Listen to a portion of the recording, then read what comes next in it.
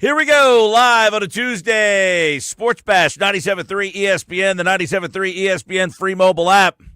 Live video streaming on the X platform, YouTube, at 973 ESPN's YouTube channel. Check us out there. Subscribe, be a part of the show. You can watch us live. YouTube, X, at Mike Gill, show on the X platform, 97.3 ESPN on the YouTube channel. Where are you at today, everybody? Let us know. We're hanging out on a ominous Tuesday. No news with the Eagles yet. The fallout from a loss that has a lot of people still kind of scratching their head about what happened. And it's not even what happened in the game. It's what happened in the season. There is so much discord between the fan base in terms of who's to blame, what happened. So I made a pie chart for you guys. Okay? I have the pie chart of being reasonable. So I tried to be as reasonable as possible, and I came up with a pie chart of percentages. And I split them all up, and I came up with my percentages at who is at fault with the Eagles' offense. Now, for the game, it's a different pie chart. But for the Eagles' offense, which is really getting the brunt of all this, I made a pie chart. What's your pie chart? 609-403-0973. How's everybody doing today? Josh Henning producing today's show. Of course, we got a busy show today. McMullen's going to give us a post-mortem at 3 o'clock. He was in the locker room yesterday. He was at the game on Sunday. What's next for this team? I've got offensive coordinator options in my head. According to Jeff McClain from the Inquirer, the Eagles, are going to move on from Patullo. It's not official. He says they're basically going to demote him. Not fire him, but demote him. I don't care what they do with him. Howie Roseman once got sent to a broom closet. He came out pretty good. They want to put Kevin Patullo down the hallway somewhere, have him erase the chalkboard, delete old VHS tapes. I don't care what they do with him. You want to give him a hat and a sweatshirt? Fine. Get down the hallway and get out of my face. We had a conversation last night in a text group that I'm in. And listen, I respect everybody's opinion because nobody's right and nobody's wrong. Everybody has their opinion. I'm not saying I'm right. I'm not saying you're wrong. I'm telling you what I think I saw. And you could do the same. In my pie chart that I came up with today, which I think is reasonable. Look, do I like Kevin Patullo as the head coach, as the offensive coordinator? No, it's not who I would have picked. So right off the bat, you would think he's behind the eight ball. I would not have hired him. But I'm trying to be objective here. So am I going to sit here and say he's 90% of the problem? Of course not. So we assume the Eagles' offensive coordinator will be different. 100% of the blame can't be on Kevin Patullo for this disaster of an offense. So, how do you split the pie chart? Here's what I did. All right? Josh, you ready for this? You tell me if I'm being reasonable or unreasonable, okay? Sure, why not? Do you have a pie chart in your head? Always. Okay, here we go.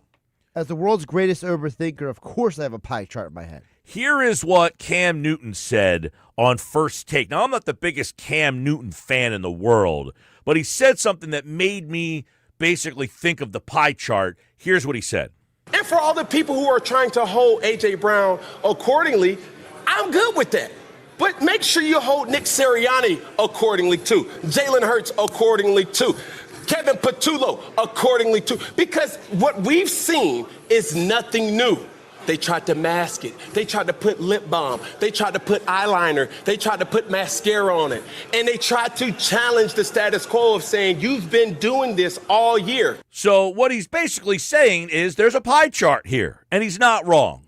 He's saying, you want to blame A.J. Brown? Fine. But make sure if you're blaming A.J. Brown, you're going to put in X, Y, Z. And he's absolutely right. Nobody gets 0% of the blame here because nobody was great. Nobody is absolved of the issues here because nobody stood out. We asked, who's the offensive MVP this year? There is no answer. When the Eagles have to come to their end-of-the-year banquet and give out an offensive MVP, they have no answer. There is no MVP. You got to give Dallas Goedert that award. You feel better inside for giving Dallas Goedert the award? Great. He had a great year. He had a good year. He did. But if he's the MVP of your team, you see what the offense was. Exactly. So it's not to minimize Dallas Goedert's year, but he broke the record for touchdown, but half of his touchdowns were just little dumps on little on the 5-yard line, tight end sweep passes, whatever the hell those things were. It's not like he was a game breaker out there. He wasn't a difference maker for the offense.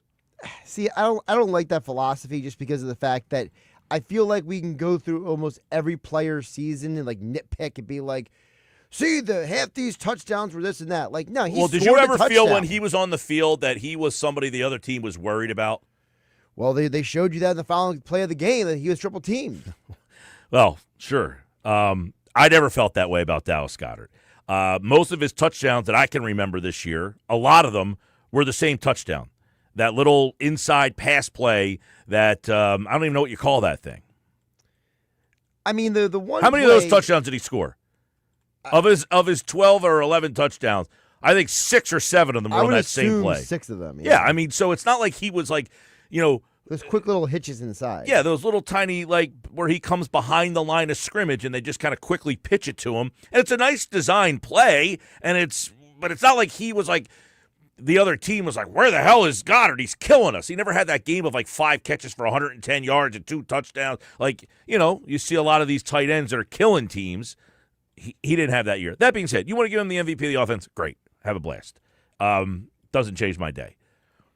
Here's a pie chart of blame for me. Here we go. Number 1, at 50%, the offensive line. I could have gone higher, but they had more problems that I needed more percentages.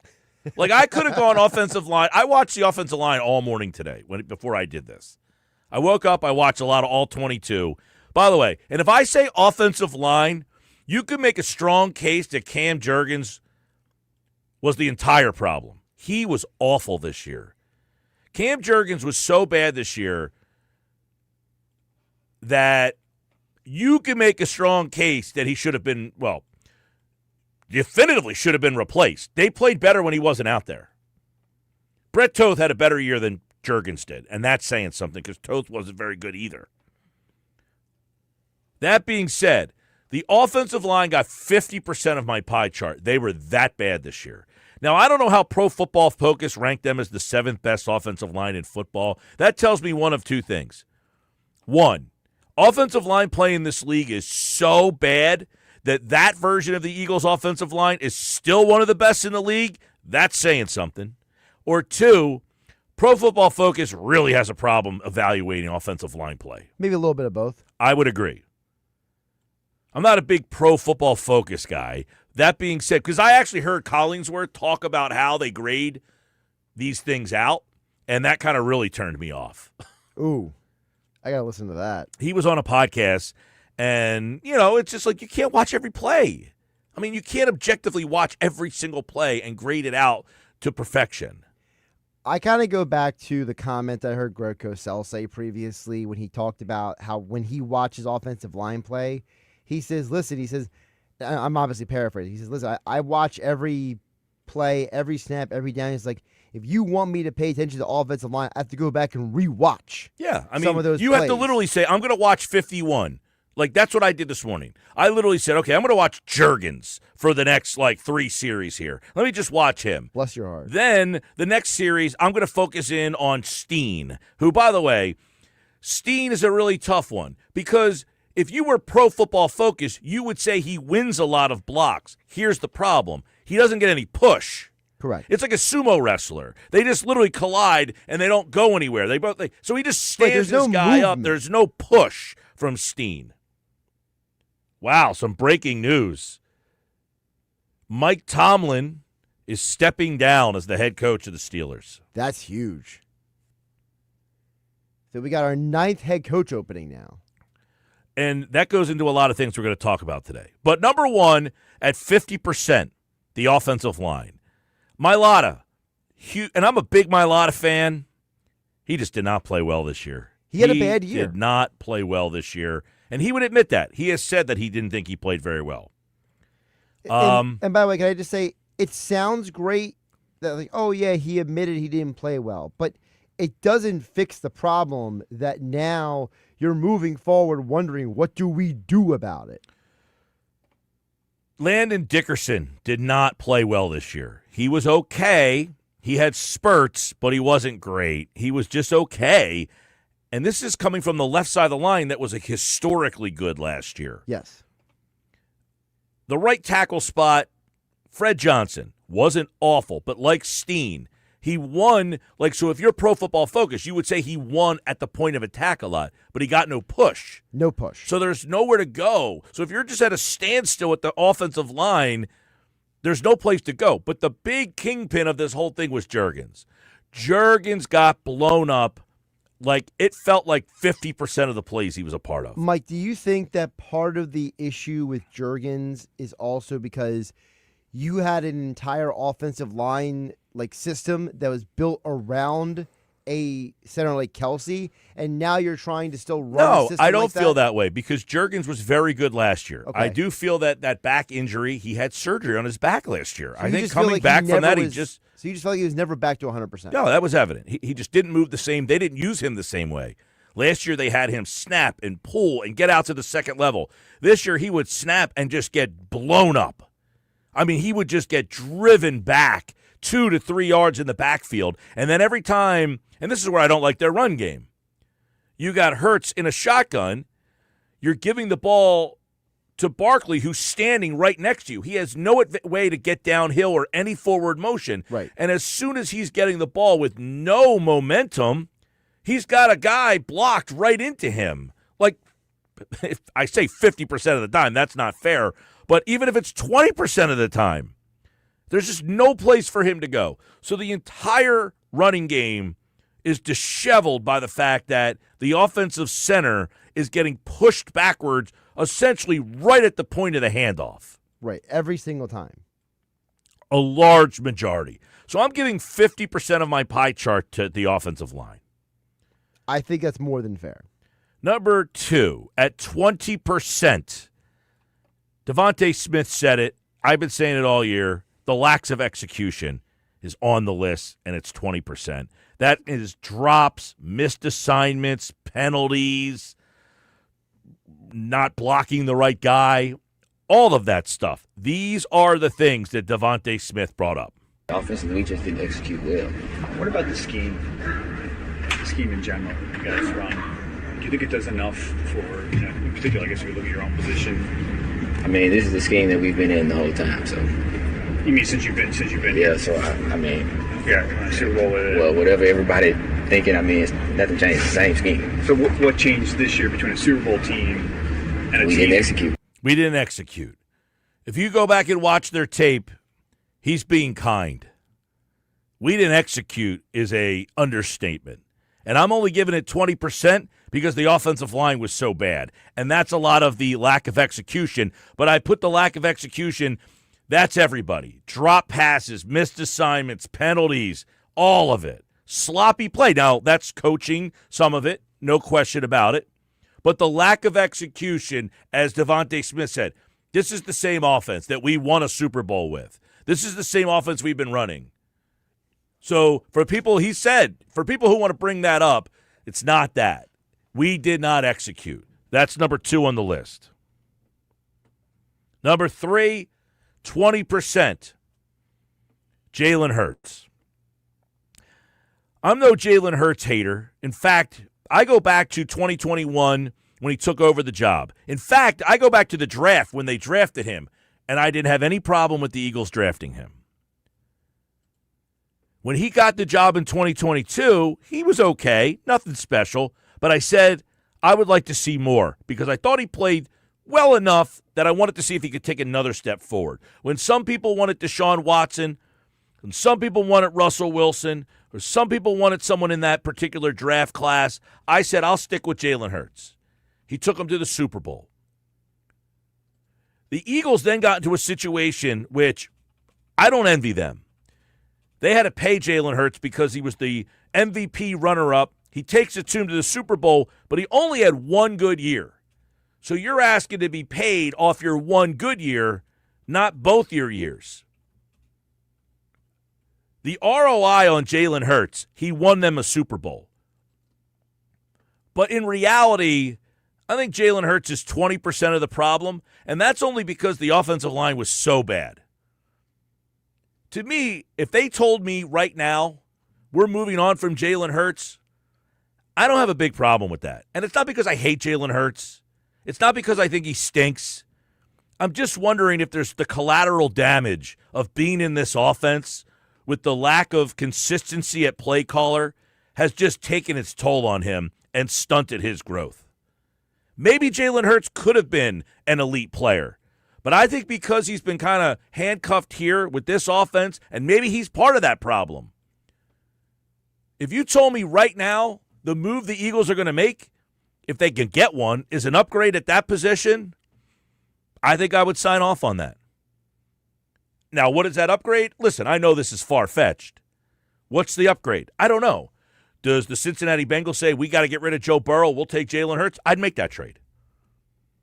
Is there a team out there that just thinks their quarterback and them need a new, fresh start? I don't know that that team exists. Is there a team that is so dying for a quarterback that they would give you the moon and the stars for Jalen Hurts? I might consider that.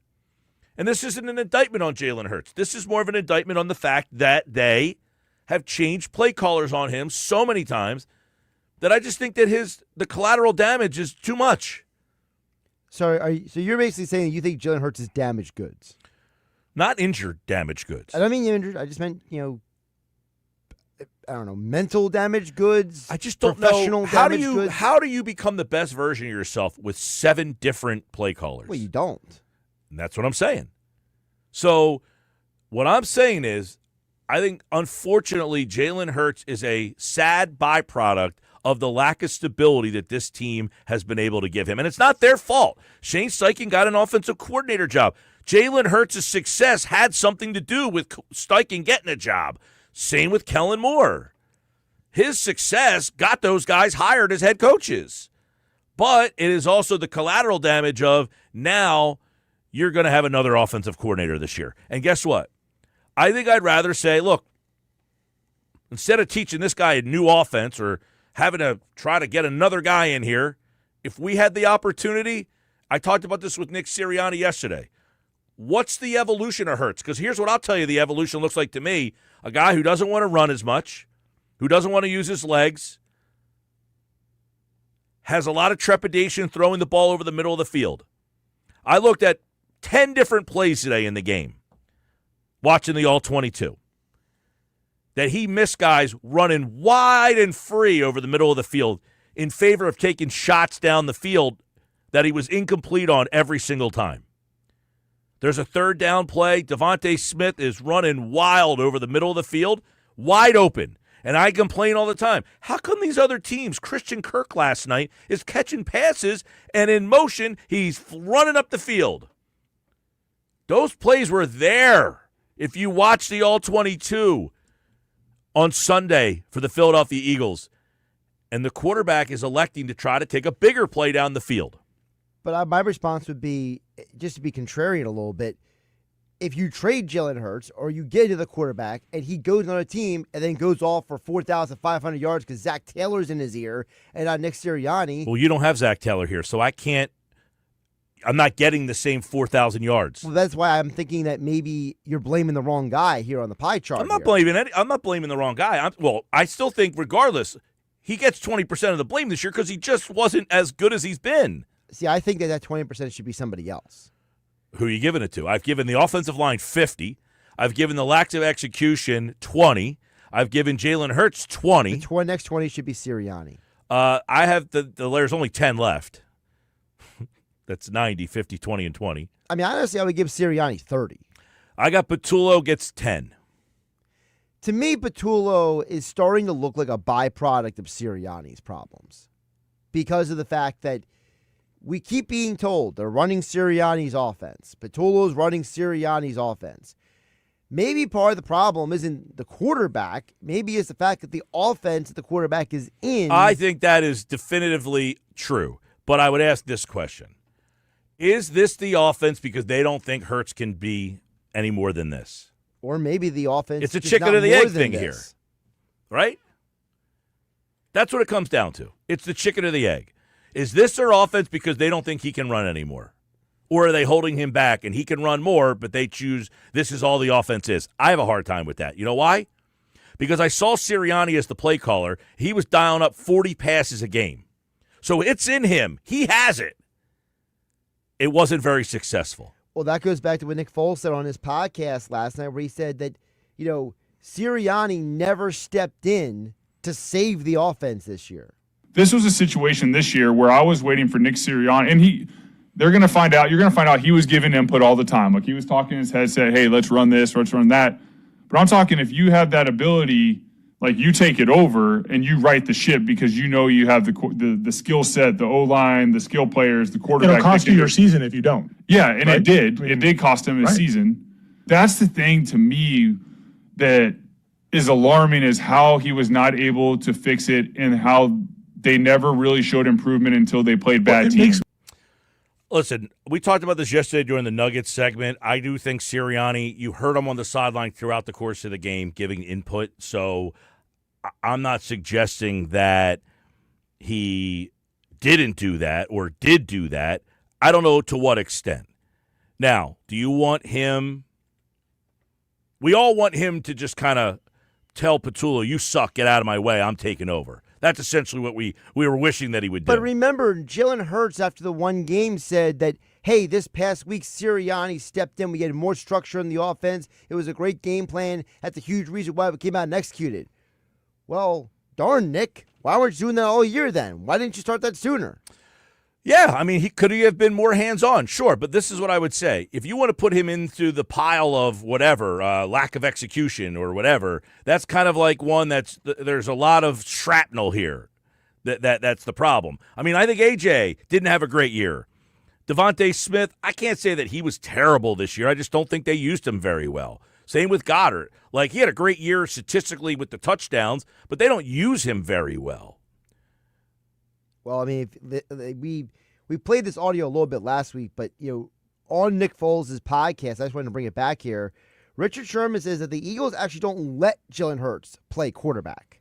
He's shown he can do the things that this isn't a young quarterback. This isn't a quarterback without a resume or enough tape to say, hey, let's go with these things. He does these 6 things well. Let's go with those. He doesn't need to live in RPO. You don't need to sit there and have A.J. Brown run slants all day and then play action and see who is he going to throw it to A.J. Brown or give it to Saquon like it's lazy football. Draw progressions, give him high-low reads and let him play quarterback.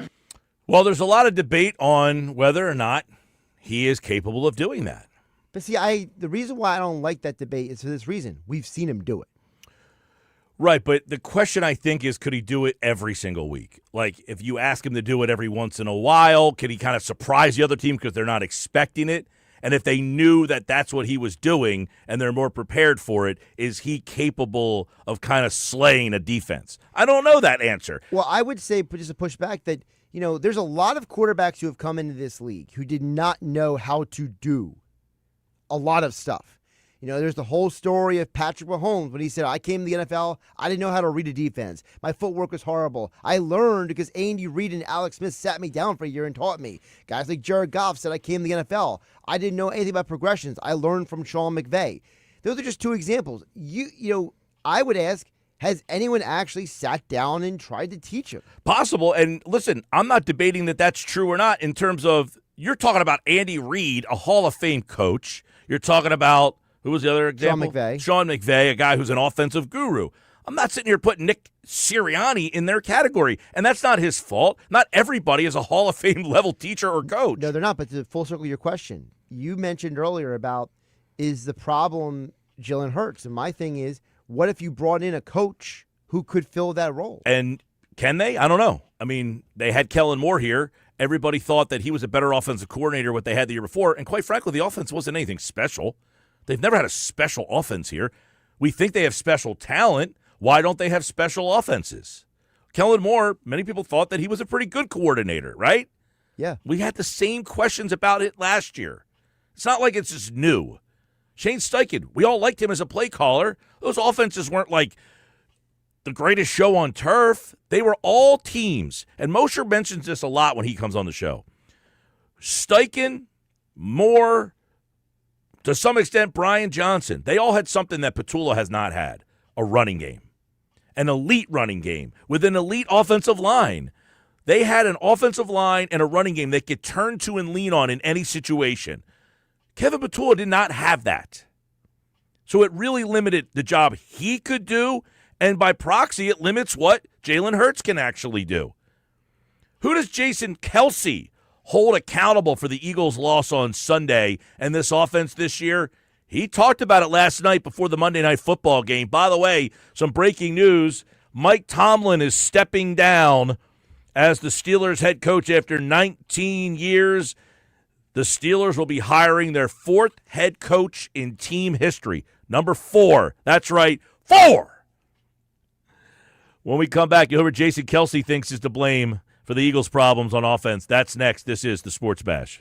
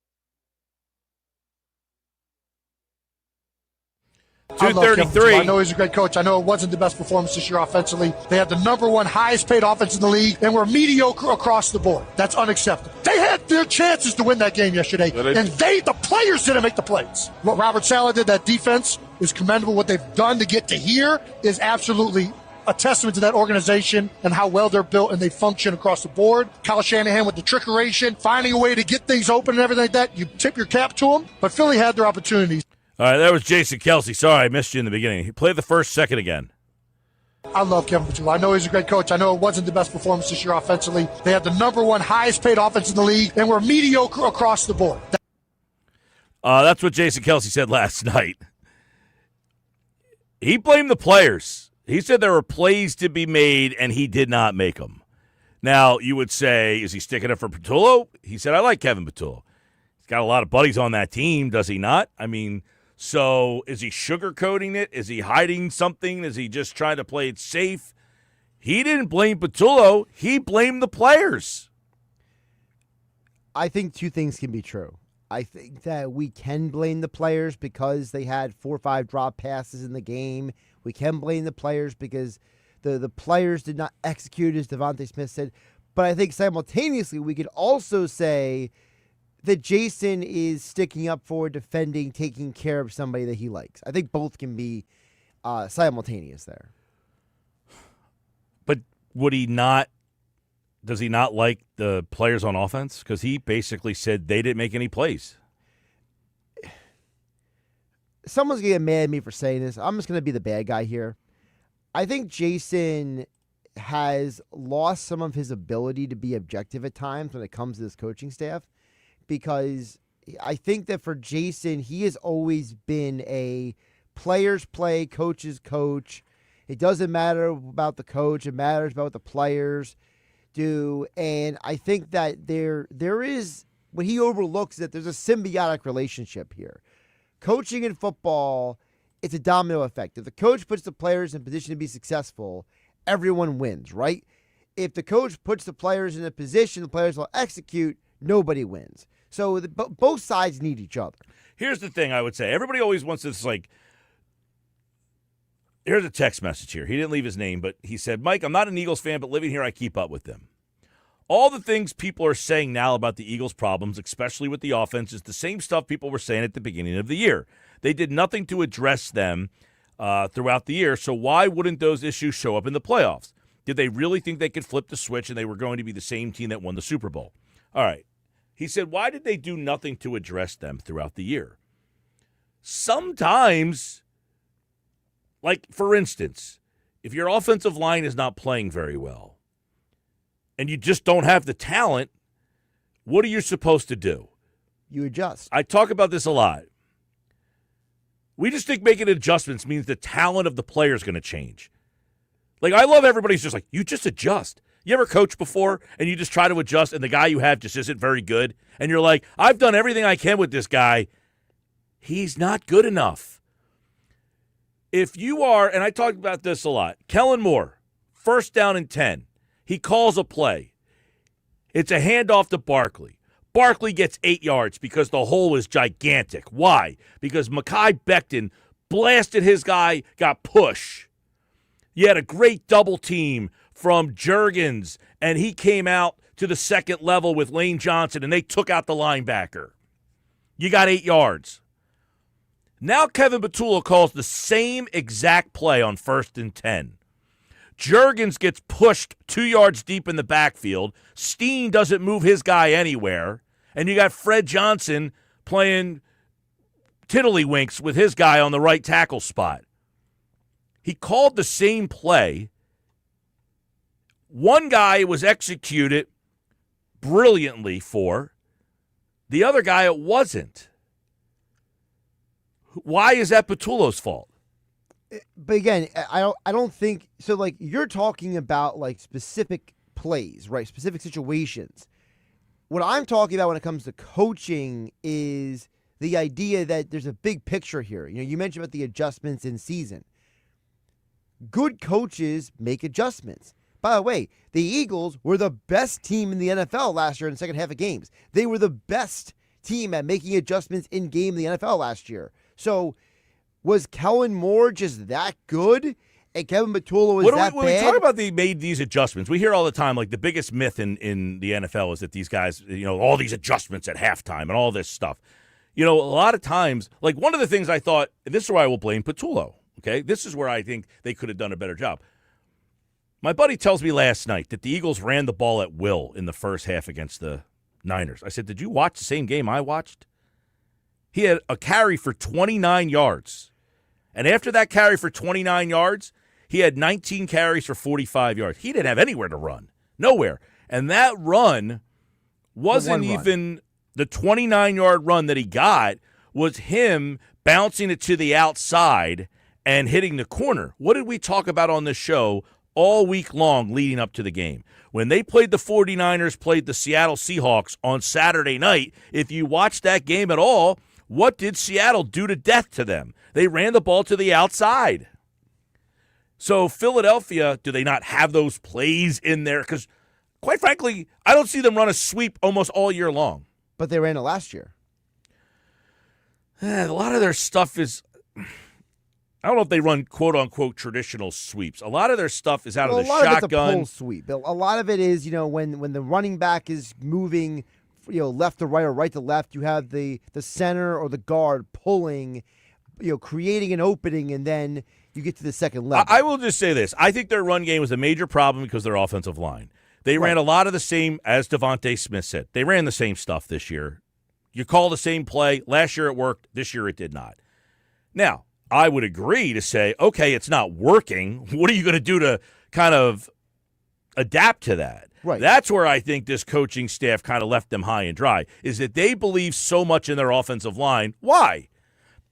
Because they had no reason not to. It's the reason why they've been so successful. Sure. You believed in the guys that helped you get to a Super Bowl and win it last year, and it was the same group of guys. So it's hard to turn your back on them and finally say, you know what? I don't think you can get the job done. But see, I don't think it's saying turning your back on them. I think that's where we're kind of missing. I know people hate when I say this. We're missing a nuance of this. It's the idea that when you have your bye week, right, and you're doing, Nick Sirianni says, we do a lot of self-scouting, right? Where's the conversation with Jeff Stoutland? Jeff, you've been coaching offensive line for longer than I've been alive, okay? From my eyes, it looks like Juergens is having a lot of trouble. It looks like Steen is not getting leverage. In my eyes, it looks like XYZ is happening. What can we do to maybe put those guys in a better position to get what we need out of the run game? I mean, we think that there's just all these designs and plays that you can come up with that sometimes just don't exist with the talent that you have. Maybe not. But I'm just saying. It's like we're struggling. There's got to be something these guys can do. Like, I think if you watch Juergens, he just wasn't healthy this year. He got his ass whipped all year long. Now, here's the problem, too. The guy won a Super Bowl for you. He's out there trying his best to play. And just to say, we're benching you because you're getting your ass whipped. No, not benching him. Oh, no one's saying benching him. Okay? I know, but I'm saying, like, outside of that, anything if you watch the tape over, I watched Juergens for about a half an hour straight this morning. I don't think he won one block.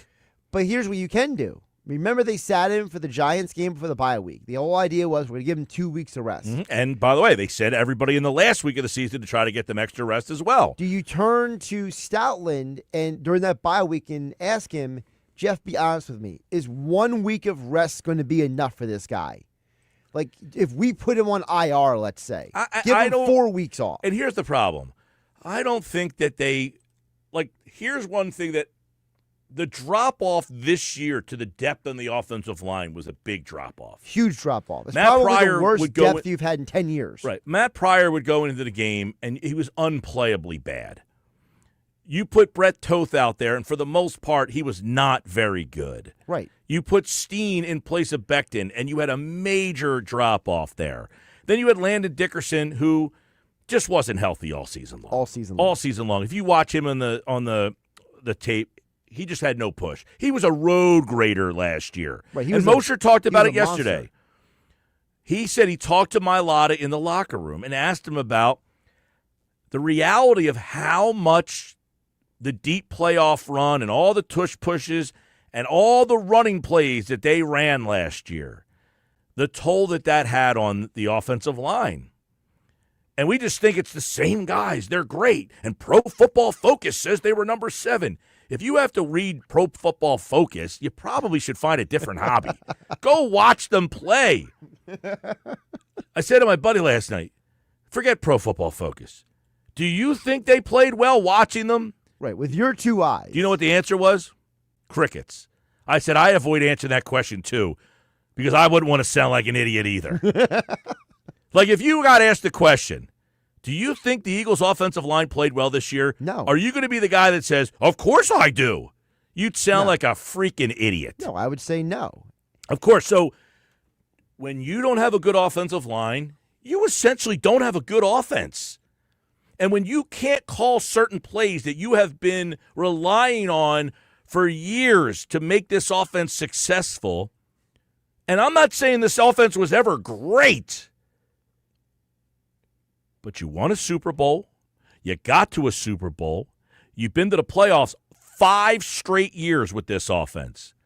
I'm not saying it's great. I'm just saying it has proven that you can win with this formula. But when that line was not clicking the way it has in 2024, 2023, 2022, 2021, it became a problem. So I'm the play caller. And I say, all right, what would Kellen Moore do on this play? He'd run it. 1st and 10, he'd run this play. I'm going to run that play.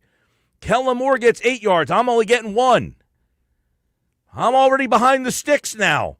But then it goes to the point that Chris Long has made on his podcast numerous times, which is, hey, now you know how the rest of the league feels. Yeah, but now you got to make adjustments. Agree. If you know that your offensive line can't get it, what are you going to do about it? Well, I do agree with that part where the adjustments that some teams would make is, okay, we're not going to rely on the run as much. We're going to have to open up the pass game. The problem I see, and this is where I give Hurts 20%. The run game last year, 8 guys in the box trying to stop Saquon Barkley. So now when I have to throw the ball, I don't have as much convolution in the backfield. I'm only going with a lot of one-on-ones. And I think my guy, A.J. Brown, can beat your guy in a one-on-one situation. Which is a whole other problem, which is the entire year, and this has been documented by numerous people, the Eagles' offense does not scheme their guys open. They just tell their guys to get open. Just beat your guy. One-on-one, A.J., you're better than said corner. You're going to win at the point of attack.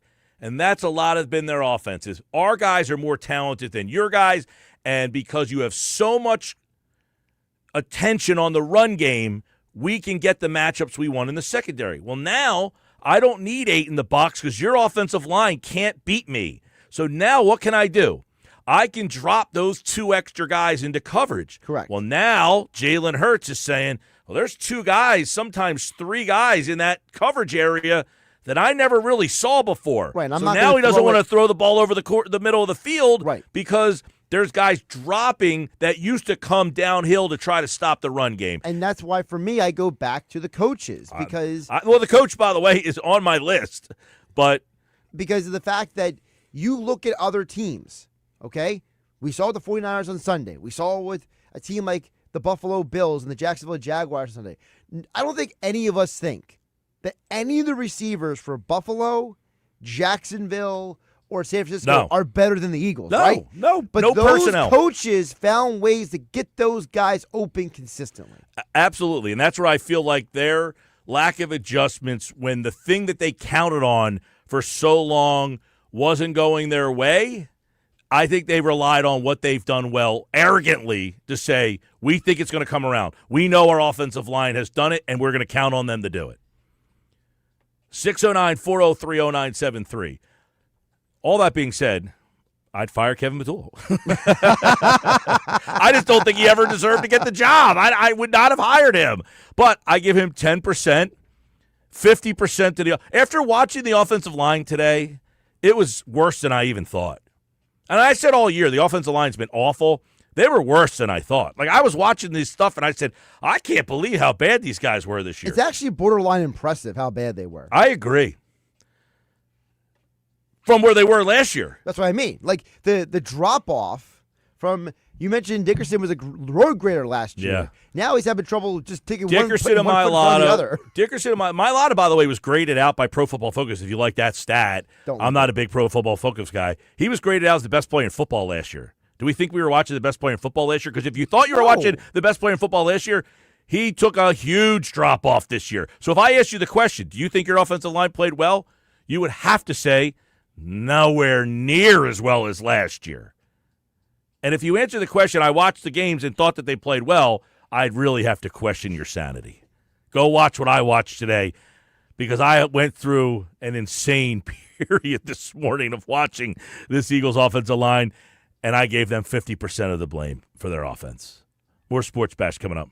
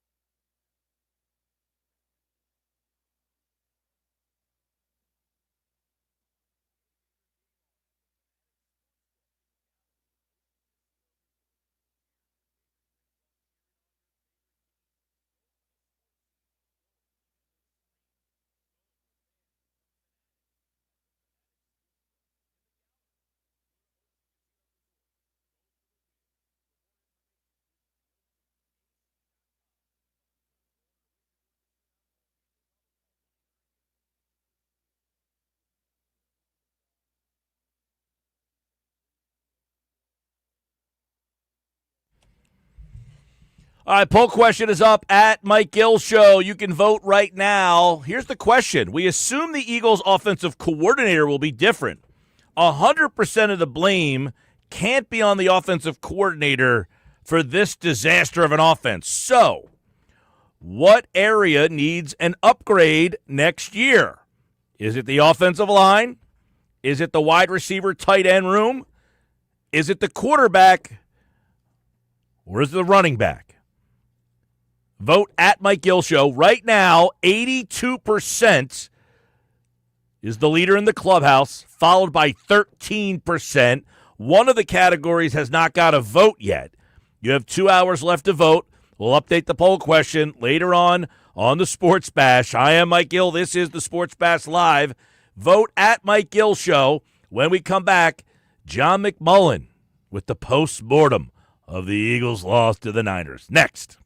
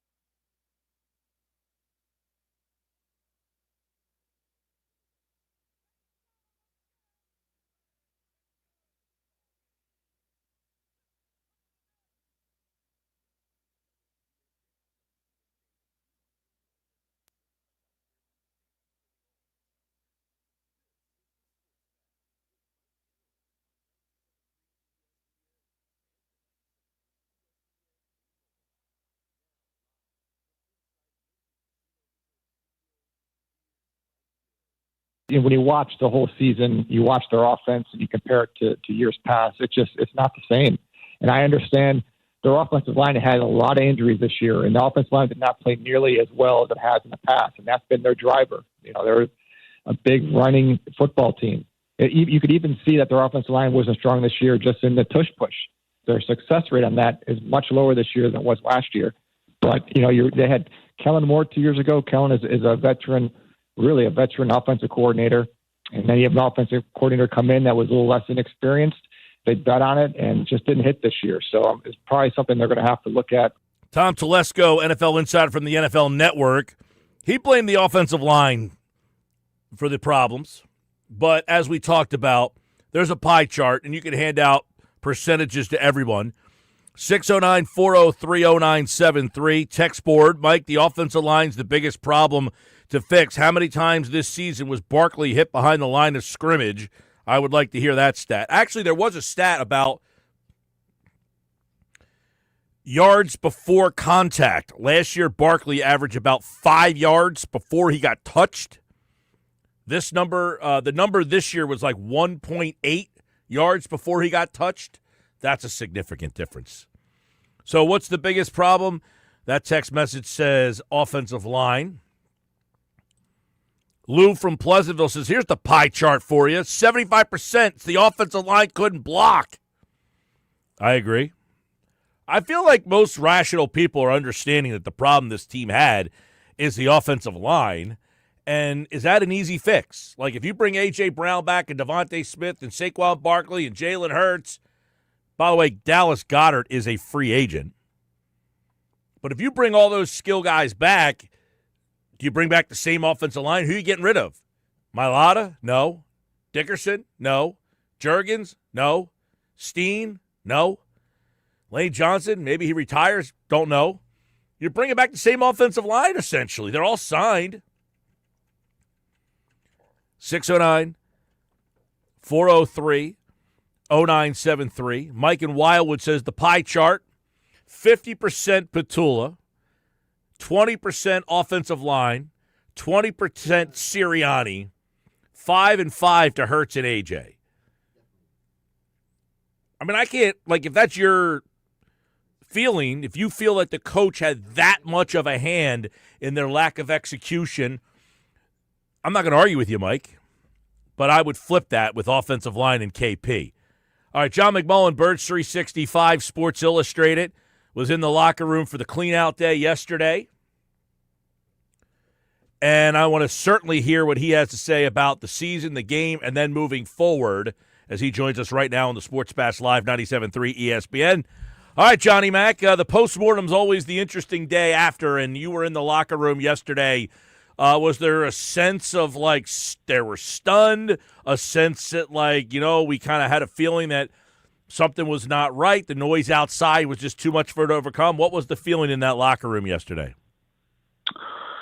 Yeah, I think certainly surprise, a little disappointment. I don't think anybody envisioned losing to the 49ers, not that version of the 49ers anyway. I think it would have been different if they were healthier. But I think from that standpoint, it was, to the players' credit, they almost to a man sort of pointed to themselves. More than using the crutch of the offensive coordinator. So it was interesting from that standpoint. And obviously there's going to be a turnover, and certainly we're on Kevin Patullo watch, and it's pretty clear they have to go in a different direction. But I got to tell you, Mike, if that's the only fix, I don't think much is getting fixed, because I don't know if people caught it, but, Devontae Smith after the game said, hey, we're running the same scheme. Saquon Barkley said the same thing. Jordan Mailata said, if everybody says that, why don't you believe us? And it's a good question because, forget about last season. This is basically the same scheme since, week 7, week 8 of 2021. Well, I mean, it's fair to kind of peel the onion off of that then. Why has the scheme – and look, this offense has never been the greatest show on turf, let's be honest here. But I was doing the pie chart earlier, and I give the offensive line 50% of the blame for this offense. Is that too much? Not enough? Just about right? Because everybody wants to say Patullo obviously is the main culprit here. Well, I think the main culprit is the running game as a whole. So there's certainly the offensive line is a big part of that. If you look at just what happened this season versus last season, they're down about 920 yards, and 850 of it was from the running game. So clearly the passing game, as you mentioned, has never been the greatest show on turf. They had a bunch of bad passing games last season when they won the Super Bowl, but they were able to overcome it because they had an historic running game. And this year they went from historic to basically average, and at times for long periods below average, which is the first time. Think about that. I mean, since again that sort of change in Nick Sirianni's first season, they've been able to run the ball with Miles Sanders, with DeAndre Swift, obviously with Saquon, and this year just wasn't good. And that really cropped up in the loss to the 49ers. If you look at the second half and you look at the offensive struggles and you look at the drives, there's a negative play in almost every drive, and usually it was getting caught in the backfield because offensive linemen were missing blocks. Yeah, the offensive line, a big problem all year for me. Big game the other day. Watching Juergens was a rough watch. I mean, if you're sitting there with Stoutland and you had to watch the tape of that game and you were wearing number 51, you had a rough film session. He had a rough day at the office. He had a rough year, and that's why we asked the question moving forward here. Mailata signed, Dickerson signed, Juergens just got an extension. I would imagine Steen, he's a cheap guy. You can't pay more money on this offense. And Lane Johnson, we don't know. Do you see a fix up front, or you just hope these guys are better? Well, I definitely think when you start talking about the draft, it's been a couple of years, and Howie Roseman, ironically, that's when he said it, when he drafted Cam Juergens. If you remember at the time, it wasn't a popular pick because the Eagles still had Jason Kelsey. He was sort of a luxury pick. You didn't need him. And Howie was explaining it, and he made that quote, "That's how we roll. If it's even, we're going to take the offensive lineman." A number of years they were looking at offensive linemen, but the draft board didn't fall that way. And all of a sudden, guys get a little bit older, guys get banged up, and you have what's been typically the biggest strength of this team became a weakness at times this year. And I think that's got to be addressed in the draft. Even if somebody like Lane Johnson comes back, you still got to get rolling on that next sort of incarnation of this offensive line. And so I think it's going to be a heavy emphasis in the draft coming up. Right. You got the offensive line, a big problem here. How much though, we put on Kevin Patullo? Because I don't think he gets absolved of everything, and he's probably going to lose his job. It sounds like he could be reassigned into a different role on the team. I did not like the hire. That said, in my pie chart, I'm not giving him like 50, 60%. I think he had a tough hand with that offensive line and a team that's so reliant on the run game. He couldn't run the ball. That's a hard way to call plays. No, yeah, it is. Certainly, when you're third and long too much of the time, you're going to have difficulties. So, re-signing him is interesting. I do think people don't sort of realize the role he had with this organization because he was behind the scenes for so long. This guy's been Nick's right-hand man since the day he arrived. So, prior to taking over as offensive coordinator, he was the associate head coach. You can go back to one of the first press conferences Nick ever had here, and he mentioned Kevin, and he was talking about Kevin Patullo, helping him with logistics as he got his feet on the ground.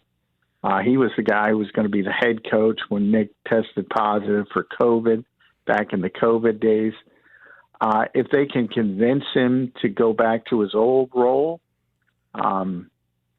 maybe that's the best thing. I know it's not, people aren't going to like it, but it's similar to a head coaching job. I think it was interesting because we just saw Vic Fangio against Kyle Shanahan. And that, to me, is the best defensive mind in the NFL against the best offensive mind. Vic was not a good head coach.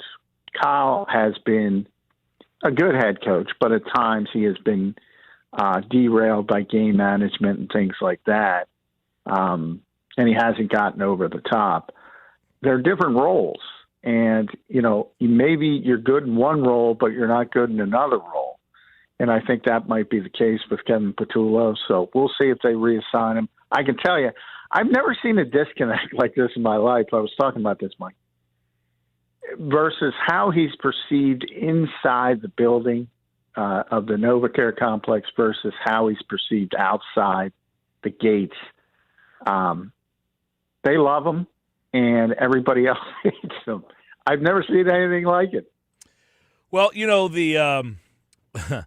the fan bases generally like to blame the coaches. I say this a lot is because they feel that they are smart enough to be a coach. They know they can't play. They just assume the players can do things if they are asked to do the right thing, that they would succeed. And they're you're assuming then, we talk about this all the time, you don't like the play call. It's not that you don't like the play call. You don't like the result of the play call. Because if they executed the play correctly, the play works. It's that sometimes when you call a run play and number 51 is pushed into the backfield, that play doesn't work. Where last year they would run that same play and they're getting 8-9 yards on that play every single time. So while I don't like Patullo as the play caller because I don't think they evolved enough or they didn't do enough, make enough, hey, listen, this isn't working. What else can we do? I do acknowledge there's a lot of meat left on the bone in this offense every single week. Drops, missed guys. And this is a combination of the quarterback not seeing guys or not throwing to guys. Guys open. He takes a shot down the field. There's a guy crossing over the middle, wide open. Doesn't throw it to him. I mean, there are plays to be made, but you can't see that when you're watching the game on television. You just assume it's a bad play. You see it a lot more being at the game. Yeah, well, that's just part of it. Yeah, people think they're judging play calls, but they're judging play results, and it's a bottom line business. So, I mean, you see Mike Tomlin's out today. Everybody saw, Greg Roman got fired with the Chargers as an offensive coordinator. There's 9 openings now in the NFL. I mean, this is what the NFL is. It's a bottom line business, and it's judged on results. So, it doesn't matter. If there's Devontae's dragging wide open and Jalen doesn't get him the ball.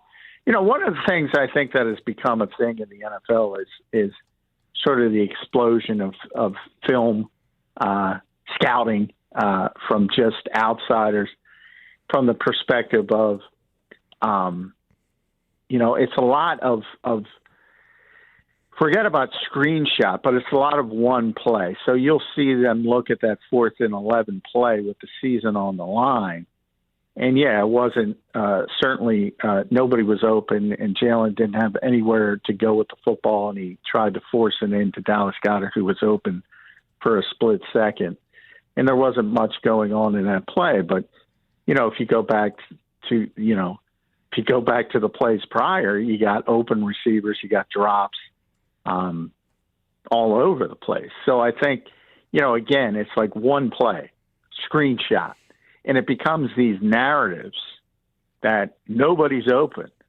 Well, there's guys open, and either the ball's not going to them, at times there's drops, and all these different things, and the game could have shifted in a different direction. I mean, Devontae, that's a difficult catch, but he got both hands on the football. And typically when he does, he's going to bring that down. It would have been, I think, 1st and goal at the 7. You never had the 4th down play, and who knows, you win the game. And we're talking about the Chicago Bears right now.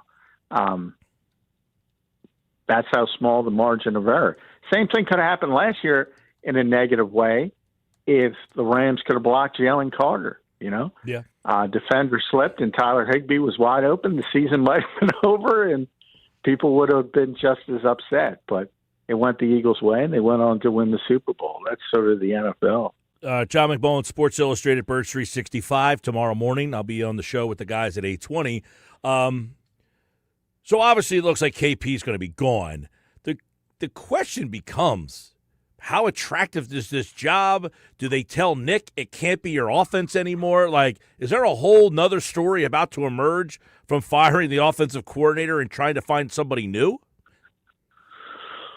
Well, yeah, I think it's a slippery slope. Like, to me, from my perspective, you can't tell the head coach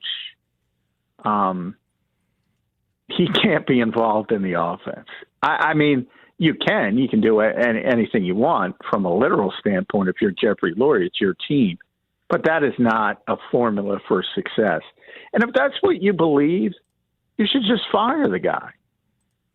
You certainly shouldn't. That kind of reminds me of the new version of Chip Kelly, at the end of Chip Kelly, when Jeffrey Lurie made that probably the worst decision he's ever made as the Eagles owner, which was he didn't believe in Chip Kelly, but he said, all right, I'm going to give him one more chance and give him the whole caboodle. And if he fails, we know what we have. If he succeeds, we know what we have. And obviously he failed, and they had to revert, go back to the future, so to speak, with Howie Roseman and personnel. But this, to me, would be the second worst decision if he went in that direction that you just explained, Mike. Think about that. You're telling the head coach of the football team you can't be involved with the offense. He's an offensive guy. At that point, you got to fire him. Well, and I would ask this question, and I talked about this yesterday. I am not a Sirianni hater. I appreciate what he's done. But you can certainly ask if you're Lurie and wonder if he's wondering, have we evolved? Or did we just get a great 5-year run? And that 5-year run's the best we're going to get.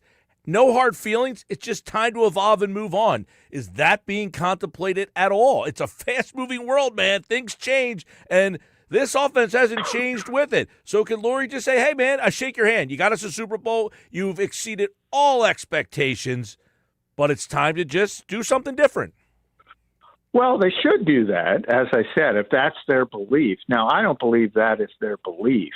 I believe, and this has been a constant, like, there hasn't been much evolution as when you hear somebody like Devontae Smith say, we're running the same scheme we've always run. And he's telling the truth. He's not lying to you. But there has been sort of little tweaks here and there along the way. Jalen's gotten better. But for the most part, the skeleton of the thing is the exact same it was when Shane was here. And that's because they're building it around the strengths of the quarterback. And certainly I know Jeffrey Lurie knows that. And I know Howie Roseman knows that. So they understand what's going on. And the perspective, so the thought process is if you want Mike McDaniel or you want a Kyle Shanahan-style offense, you got to have a bigger question than changing coordinators. You got a different. You have to get a different style of quarterback, and you have to have more difficult discussions to say, "Oh, I just want to pluck Jalen Hurts and throw it into a Kyle Shanahan offense." That would be like plucking Brock Purdy out of Kyle Shanahan's offense and putting him and running the Eagles' offense right now. Mm-hmm. It would make absolutely no sense. And good football coaches don't do that. So Jeffrey and Howie know that. And they know why the offense is structured the way it is. The question is, are they happy with it or are they unhappy with it? And if they're unhappy with it, they got to have bigger discussions than who the offensive coordinator is. Right. So you would assume then that they are not going to be in on your Mike McDaniel, Cliff Kingsbury, Kevin Stefanski. I think Stefanski will get a head coaching job. I don't know about McDaniel. Maybe Kingsbury does. Brian Dable. Those guys are all going to interview for head jobs. But if they don't, you don't think the Eagles are in on that type of guy because of Sirianni? They would basically have to get rid of him too? Well, I think because of the quarterback more than Sirianni. Sirianni has changed. Again, you know, one of the reasons he got this job is because he sold Jeffrey on what happened in Indianapolis, building three distinctly different offenses due to circumstance. Andrew Luck, Jacoby Brissett, Phillip Rivers, three if you look at those Indianapolis teams, 3 different offenses in 3 years because they had to, because they had different styles of quarterback. And that's why kind of here they've had the same guy for 5 years. So it hasn't changed as much. So I think that's the bigger discussion. Now, some of those guys, they wanted Cliff Kingsbury in 2024, and he just wanted too much autonomy as far as changing position coaches, and they didn't want to go down that route at that time, and they shifted to Kellen Moore. He would be more of a fit for Jalen Hurts than, say, Mike McDaniel. So I do think there's some guys out there. You know, you look at Todd Monken, you look at Greg Roman, who just got fired, and those styles, and you know their stints in Baltimore. They have more experience in this style of offense. They would be better fits. But yeah, the Mike McDaniel types, that would be the square peg in the round hole. Right, because if you're one of those guys and you look at the talent here, you probably say, man, I can score.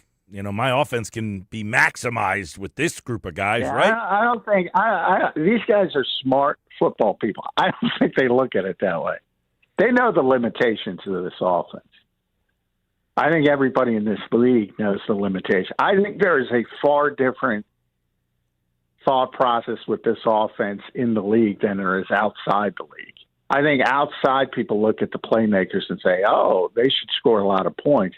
Inside people know, well, they have to run a certain style of offense, which is not susceptible to ringing up large amounts of points. How much longer can they continue to go down that road? I mean, at what point do they say, look, the quarterback's not running, he's not using his legs, he's not the playmaker he was? I was thinking about this last night. He's in his 7th year now. At what point is that a tough decision that comes down the pipeline? Yeah, I think, you know, it's. I always talk about timelines in the NFL. Right now, you know, Nick Sirianni's on just as he was in 2023 after 2023 with Brian Johnson. He's on the clock now. So you have the scapegoat phase.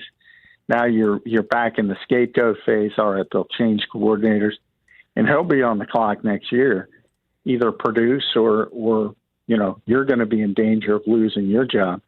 Same thing with Jalen Hurts. Now, his contract keeps him safe. If he has another year like this year, yeah, they're going to have some deep, deep discussions in 2027 about potentially going in a different direction.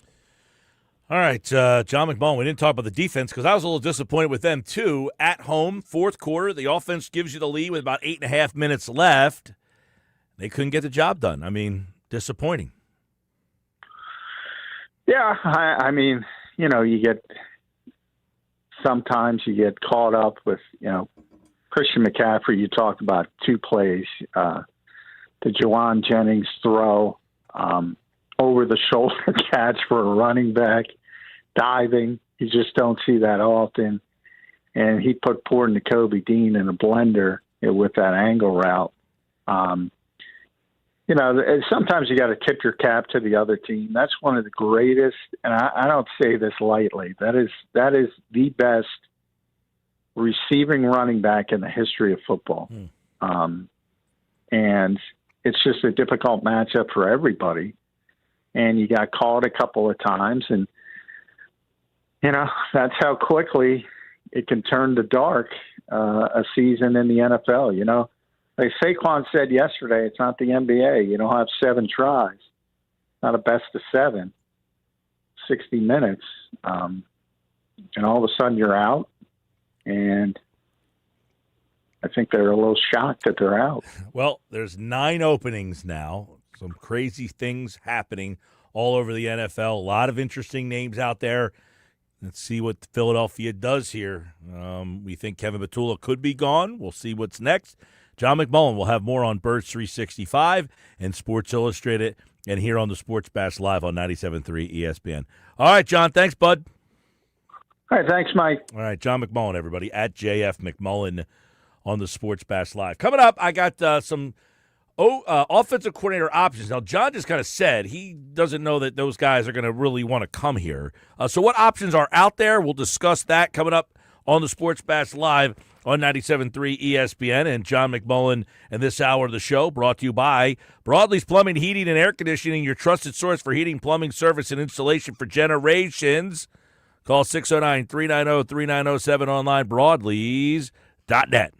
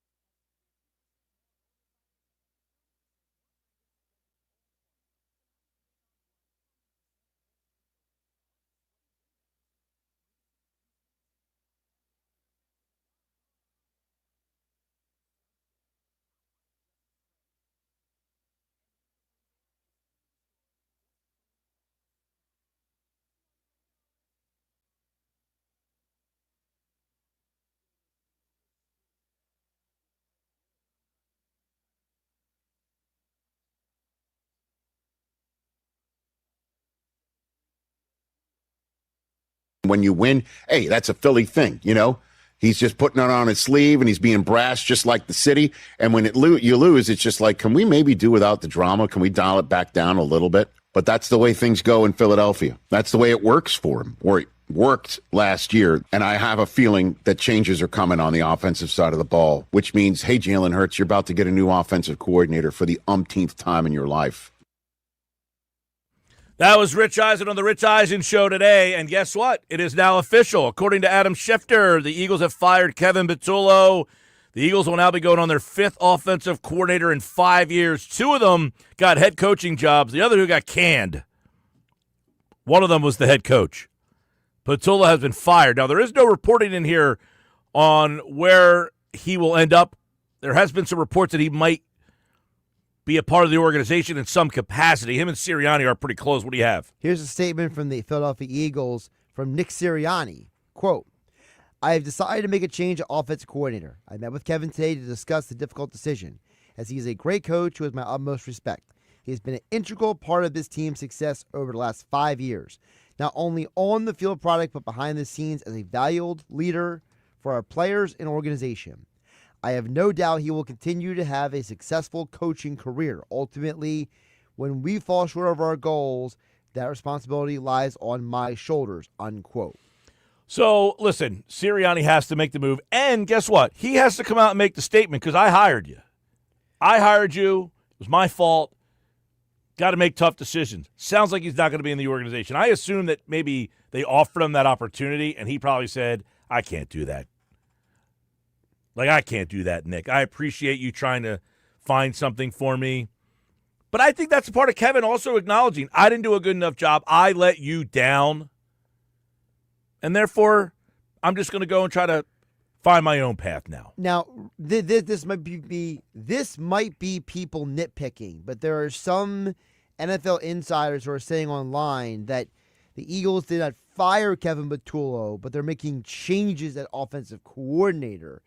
So some are suggesting that Patullo will still be a part of the organization, but not as coordinator. I don't know. It's kind of a... That was a report earlier today from Jeff McClain, was that basically they were going to try to reassign him and make him kind of back to the pass game coordinator that he's been before. Here's a couple of candidates, okay? Brian Daboll, former Giants head coach. He was the offensive coordinator at Buffalo. Why it makes sense. 1, offensive coordinator at Alabama with Jalen Hurts. 2, it was also the year that Daboll was the coordinator the year that they pulled the plug on Hurts for Tua. In the halftime of the national championship game. Correct. Now, I don't know if that was Daboll, but he was there. He was the coordinator. 2, worked with Josh Allen. That's a pretty big name that he's worked with, who's a guy who's used his legs. They've done a lot of quarterback design runs with.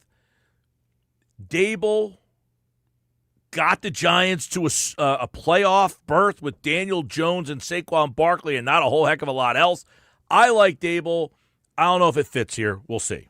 I like Daboll a lot for 2 of the reasons you mentioned. He already has a experience being around Jalen Hurts, so he's not walking in as completely blind to the situation.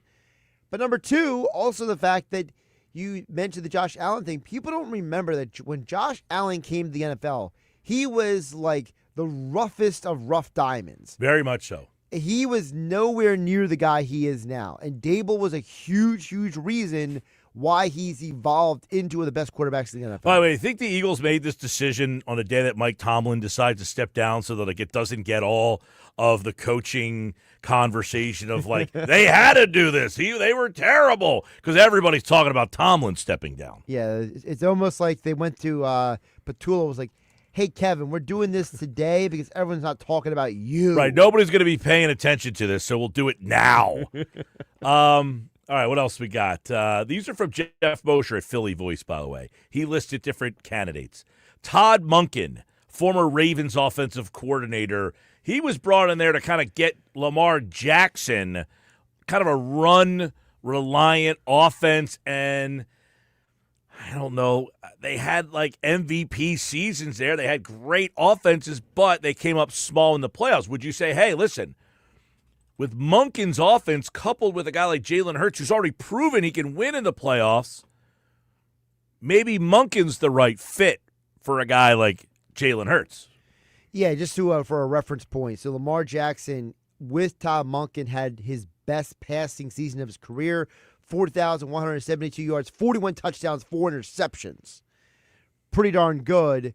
If you can get that kind of anywhere close to that production out of Jalen Hurts, you got to take that shot. I do think the problem in Baltimore wasn't Monken necessarily. There were a lot of other weird issues with that team, that organization, the way that roster was constructed.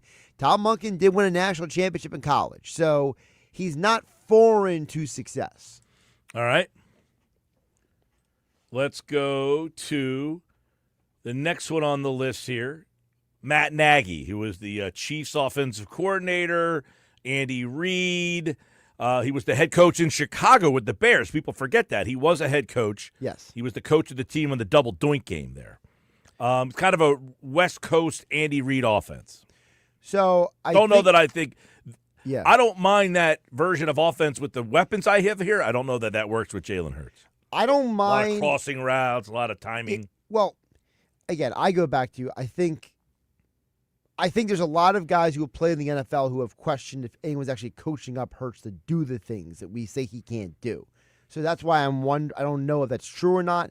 I think the bigger issue with Nagy goes back to what John McMullen said a few minutes ago, Mike, which is John said there's a lot of coaches who don't look at the Eagles in the same way that the rest of us do. And I don't know if Nagy looks at the Eagles and says, that is going to put me in the best position to become a head coach again. See, that's an interesting conversation. I know John has said this a lot, and I look at it, if I'm a coordinator, I say I have A.J. Brown, Devontae Smith, Saquon Barkley, that offensive line. Now, that offensive line struggled this year. Big time.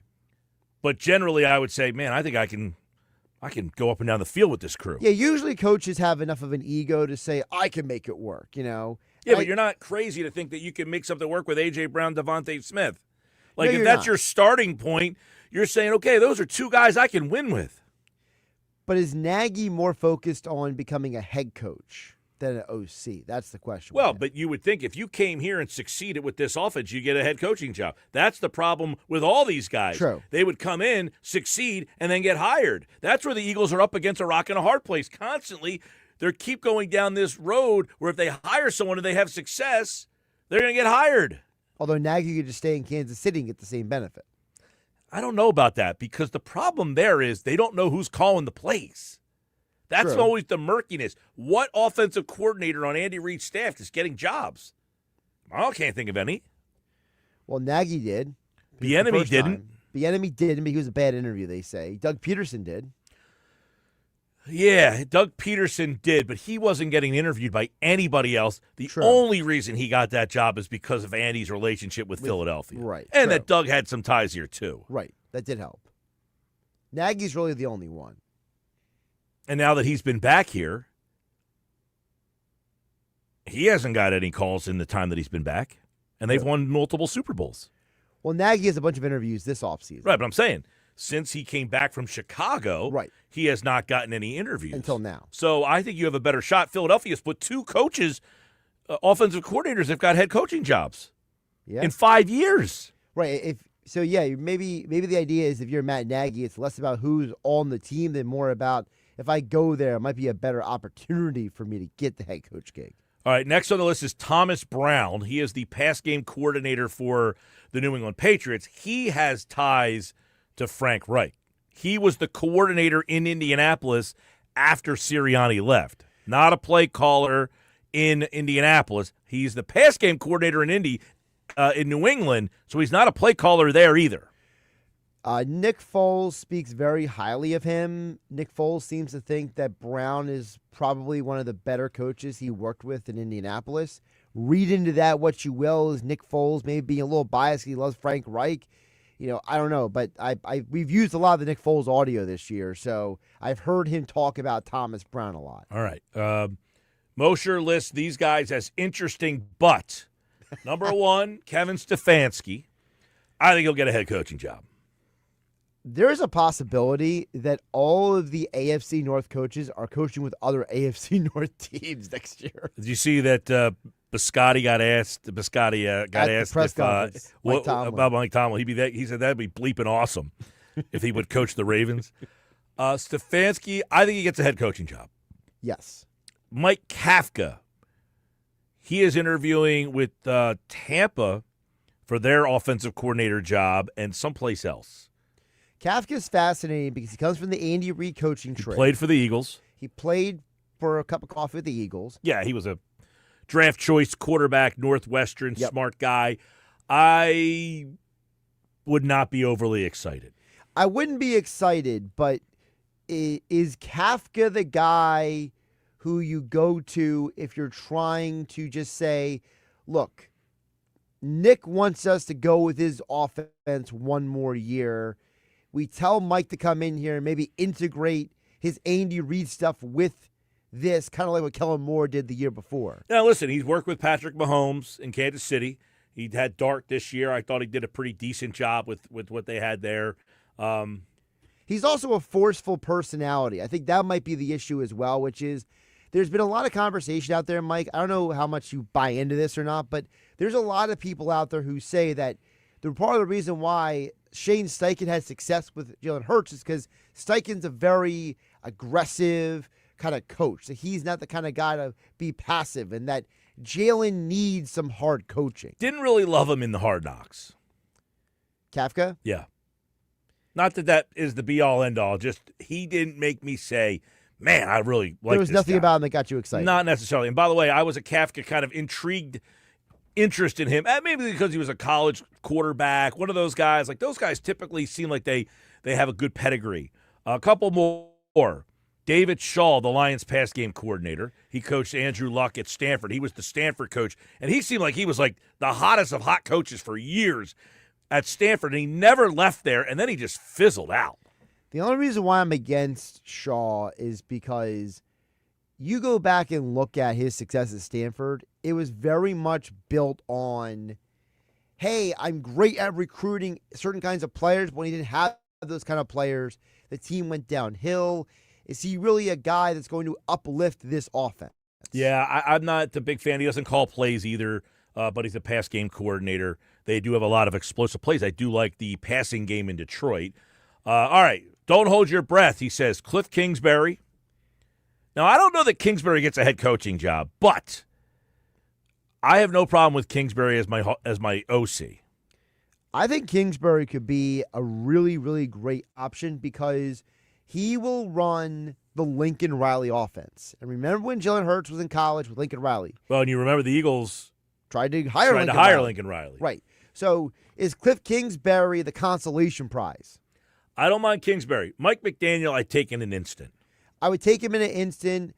The way things are trending, it seems like he might get a head coaching job, which I'm a little surprised about. Yeah, I know he's interviewing for the Cleveland job. I don't know. He interviewed for now, the Atlanta part of the job, problem too. with that, as Mosher kind of points out, and I do agree with, the McVay tree is a much different run game design, and Jeff Stoutland, according to reports, runs the run game. True.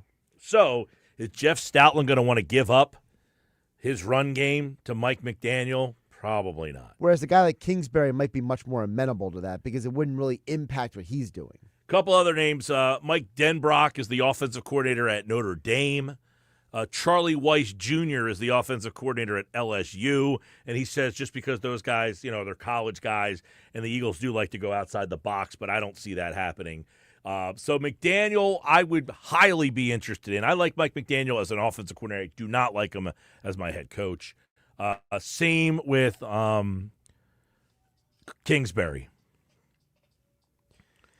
Listen, I think that of all the names you mentioned, I think Daboll is a name I love. Kingsbury is a name that's very fascinating.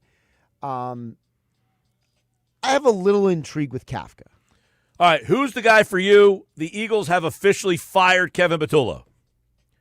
We'll read off some text message on Sportsmanlike Moment of the Day. Nuggets, Kaplan, Casey Joyner. Don't go away. Sports Bash Live continues. 97.3 ESPN and on YouTube at 973 ESPN. Subscribe.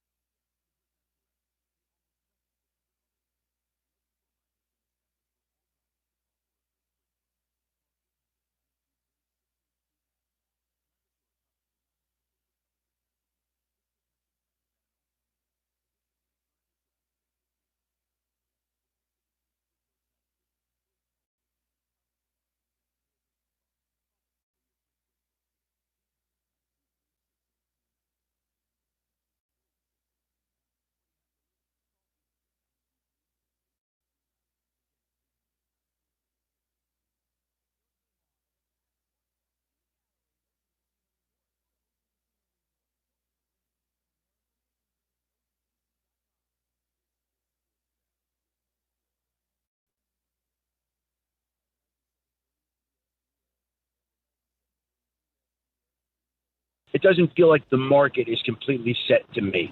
There's just a lot of talk out there about a lot of things.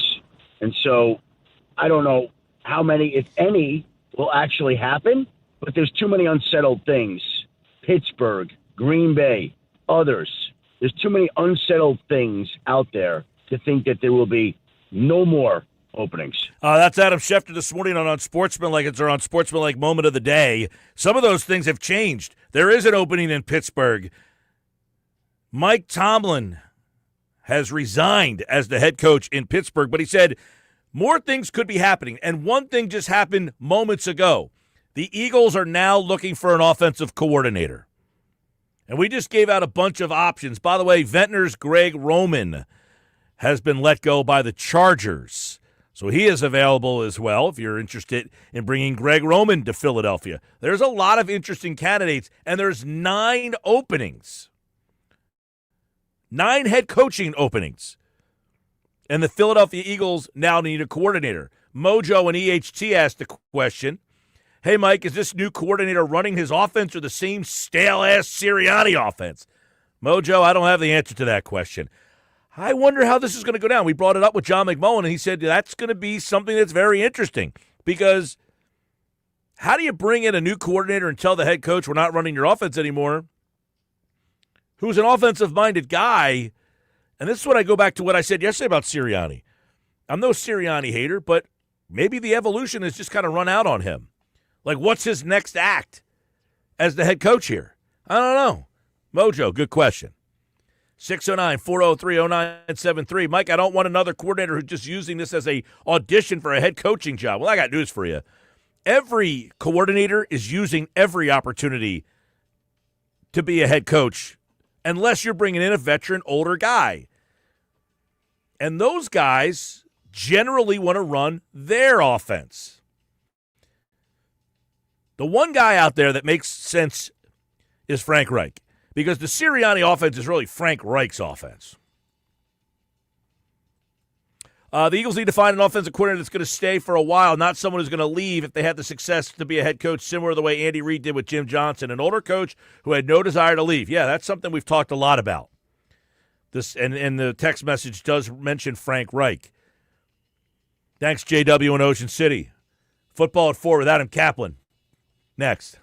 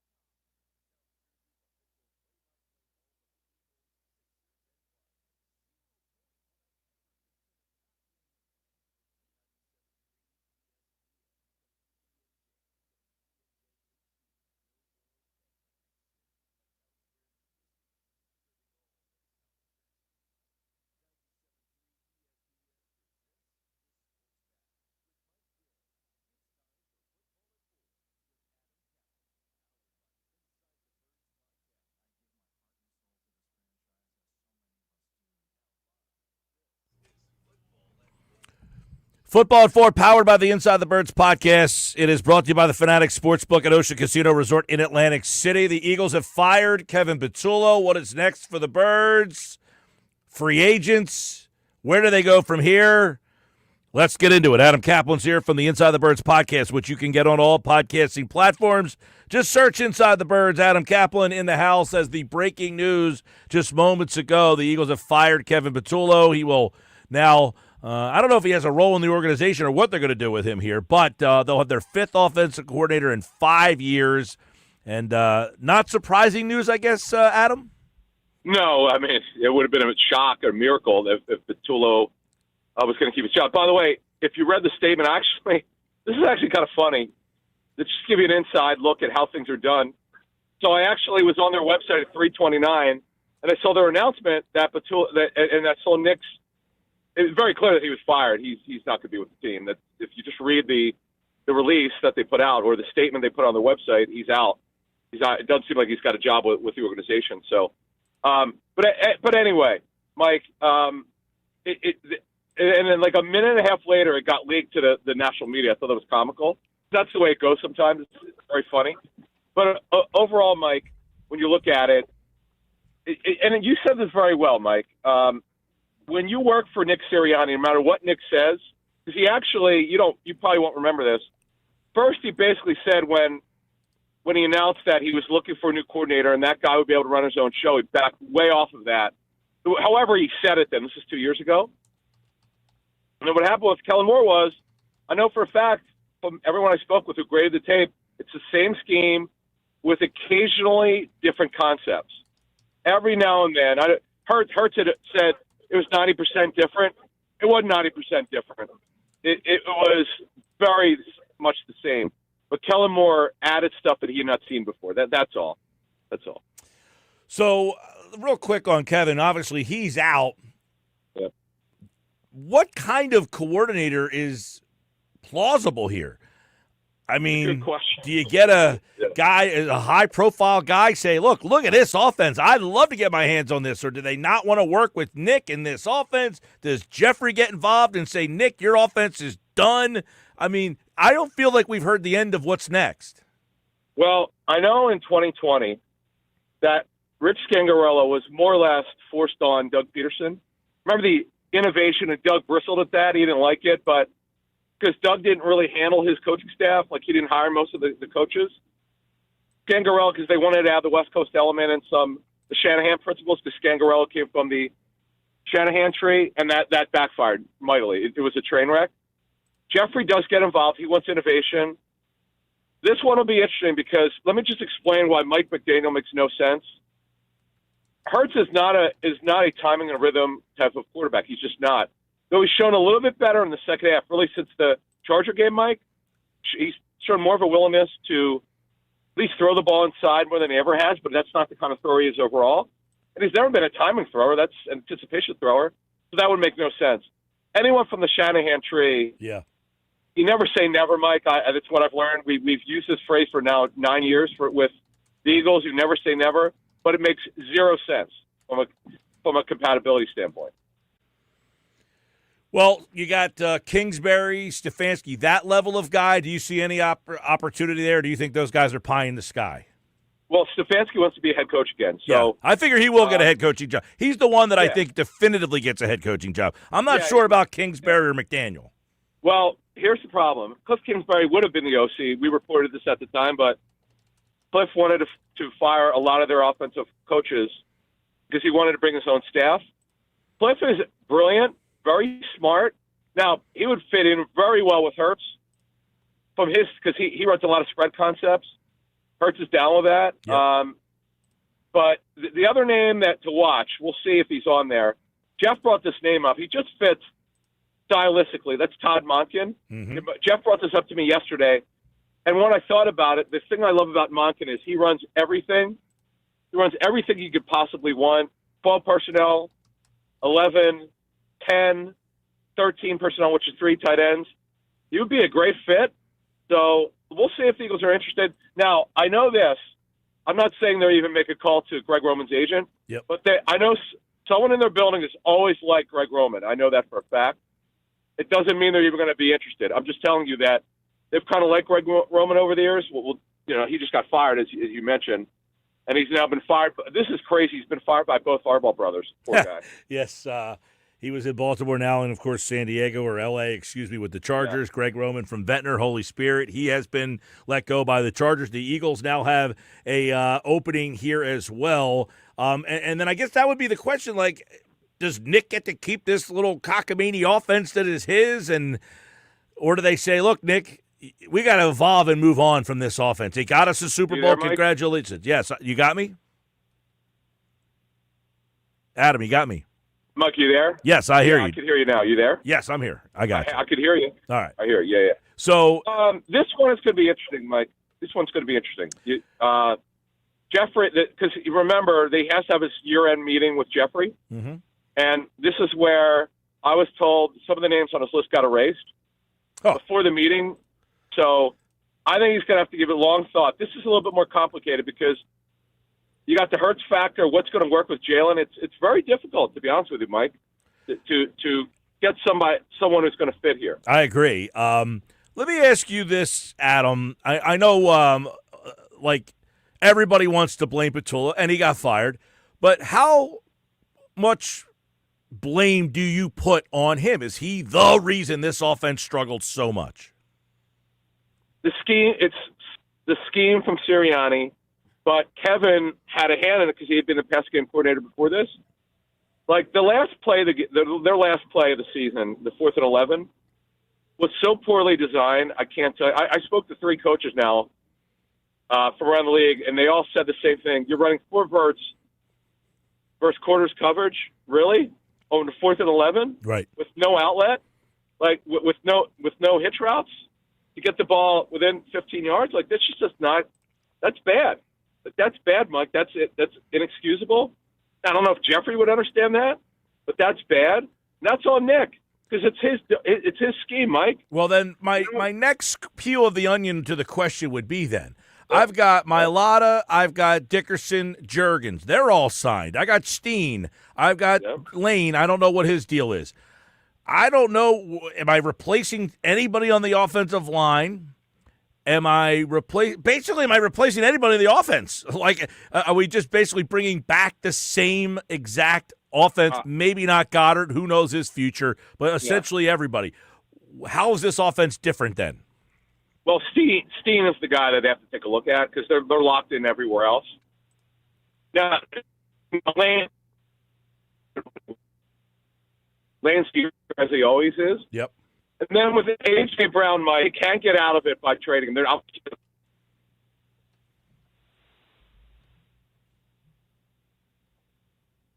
a trade would be significant, but you could use a post-2-1 designation to half it over 2 years. It would be painful.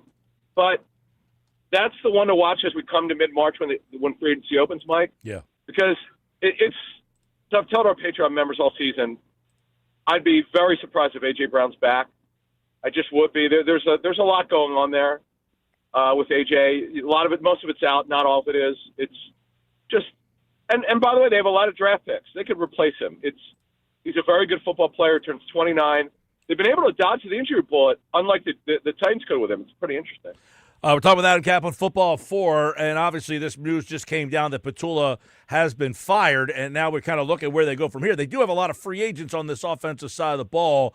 None of them are really all that, glamorous other than maybe Goddard.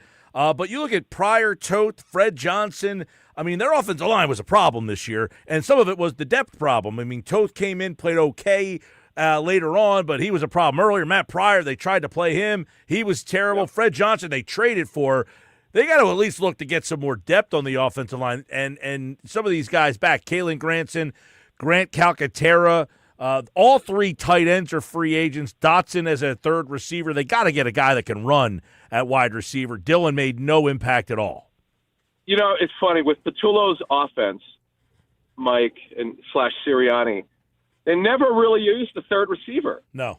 So, which is ridiculous for the amount of 11 personnel that they use. We know because the top 3 guys got to get the football. But the third receiver is basically a blocker or just a guy they would rarely use. When they go 11, they have to use somebody. But Fred Johnson, you never want to say, like, okay, it's absolutely mandatory they re-sign him. But he did a very good job, Mike. He's a quality backup who could play right and left tackle, not just left, not just right. That was actually a good reacquisition by Howie. But, Howie, unfortunately, Mike, he did not have a great offseason in free agency. There were mostly misses, to be honest. That's why he made a slew of trades. And, look, what's interesting about their defensive line is, not that this is going to happen, but you can make a case for their front three. Ojomo is up for extension, Carter, and obviously Jordan Davis. Again, I'm not saying they're all going to get done. Some of them will get done. And then you got the Jalen Phillips. Now, the Jalen Phillips, his contract's up. My feeling has been that they'll try to re-sign him. It won't be easy. It's hard to figure out what his contract would look like, Mike, because of his injury history. His pressure rate was really good, but he didn't have a lot of sacks. So we'll see how that goes down. But they have a lot of work to do with their roster, Mike. Their pass rush completely – we didn't even talk about the Niner game. Their pass rush was really disappointing against the Niners, to say the least. All right, you just mentioned Jalen Phillips. Let's quickly run through the defensive free agents. Uche Phillips, BK, Obo, Ojulari, all those guys were brought in here. Grant will probably retire, I would imagine. Uche and Ojulari, not big impacts. Two guys who were veterans last year that they just kind of took flyers on. The big one is Nakobe Dean and then Adoree Jackson and Reed Blankenship. Those guys all were starters. Jackson obviously had an up and down year, but Dean and Blankenship, those are some big names. Yeah, and Blankenship, Mike, he's not signed an extension. What we have to watch is when we get to the offseason, right? Where do they line up Cooper DeJean? Is he going to be a nickel? If Vic Fangio thinks he should still play nickel, then they got to make Blankenship a priority. If Vic thinks he's a safety long term, there's a realistic chance Blankenship, despite his leadership, and he's kind of like the leader of their secondary in terms of alignment and communication, they could let him walk. A lot of it has to do with Coop. I mean, I know most people are thinking that way, but we've known this for a while. That's part of why Blankenship is not signing an extension. By the way, Blankenship also changed agencies right before the season started because he had not got his extension. So that's one, Mike, to watch. Jalen Phillips, obviously. Adoree Jackson's not a priority. They need to draft his replacement. Yeah. He got lit up a little bit in this Niner game. We should let people know that he actually did a good job for a while, but he got beat a bit, and that's a problem. Yep, Dean's going to be interesting because obviously when he came back, Jahad Campbell basically was phased out of the defense. Yeah. So lastly, with Nakobe Dean, this one's difficult, but here's the thing: they didn't trade up for their first round pick to sit. It doesn't happen. What happened in season was Nakobe came back. They knew he looked great in rehab, but they didn't know until he got on the field. They evaluated over 3 games. Dean was clearly better from their practice tape and game tape, and they made the right decision. It was the right decision to bench Campbell for the most part, but you can't do it for 2 years. It just I'm not saying he won't be back, Dean. It's going to be tough to make it work because the Eagles have so much leverage here because they just hold Campbell over his head. Yeah. That. And by the way, Nakobe also changed agent. Well, we'll keep an eye on that one because the defense with Dean, Blankenship, those guys were pretty key players for this team in the second half. Jalen Phillips, they traded for, and Braden, man, you got to bring him back. That guy was crushing balls. He was unbelievable. He was great. All right, Football at 4, more on Friday with Adam, the new offensive coordinator. We'll see what the candidates look like later on in the week, and then Nick still needs to talk this week, as Howie does as well. We'll have that for you here on Football at 4. Thanks, man. Got it, Zach. All right, there's Adam Kaplan. And, of course, Football at 4, powered by the Inside the Birds podcast, is brought to you by the Fanatics Sportsbook at Ocean Casino Resort in Atlantic City. I'm Mike Gill. This is the Sports Bash. There's the breaking news today, and I think most people were not shocked, but maybe the fact that it came down today. But I tweeted this out yesterday. The Eagles had a move. Mike McDaniel, Cliff Kingsbury, the bigger names are interviewing. If you even want to talk to those guys and say, hey, we're interested in you if you don't get a head coaching job, you got to do something. I think last time they fired Brian Johnson, it was like, I remember it was like the day before my birthday. So I want to say January 23rd, which is like 10 days from now. If the Eagles wanted to get involved with the biggest, widest net of coordinator names, they couldn't let this thing linger. So, am I right on that? It was January 23rd. Wow. I remember it was the day before I could have sworn it was the day before my birthday. So they literally fired Patullo 10 days sooner. Yeah, that's what I'm saying is you have to have the widest net possible. You had to get this done now. You couldn't, pitter-patter with this thing. You couldn't play tiddlywinks with Patullo wondering, oh, we're going to fire him, we're going to keep him. If you knew it, you had to make the move now. But also it's the fact that as we played the audio from Adam Schefter last hour, which is there's a lot of moving parts right now. You got to make sure you're on the merry-go-round. You can't let that ride go past you. Well, if there's any guy that you want and you want to talk to, you got to make sure your guy's gone so you can talk to that guy. Right. You got to make sure you're in line. Adam liked Todd Monken. He doesn't like Mike McDaniel, and I understand his reasoning for McDaniel. He's an anticipation guy, runs the Shanahan. The run game would be a lot different. Right. So I understand why McDaniel would not be a high priority, but he did like Kingsbury. He liked Monken as well.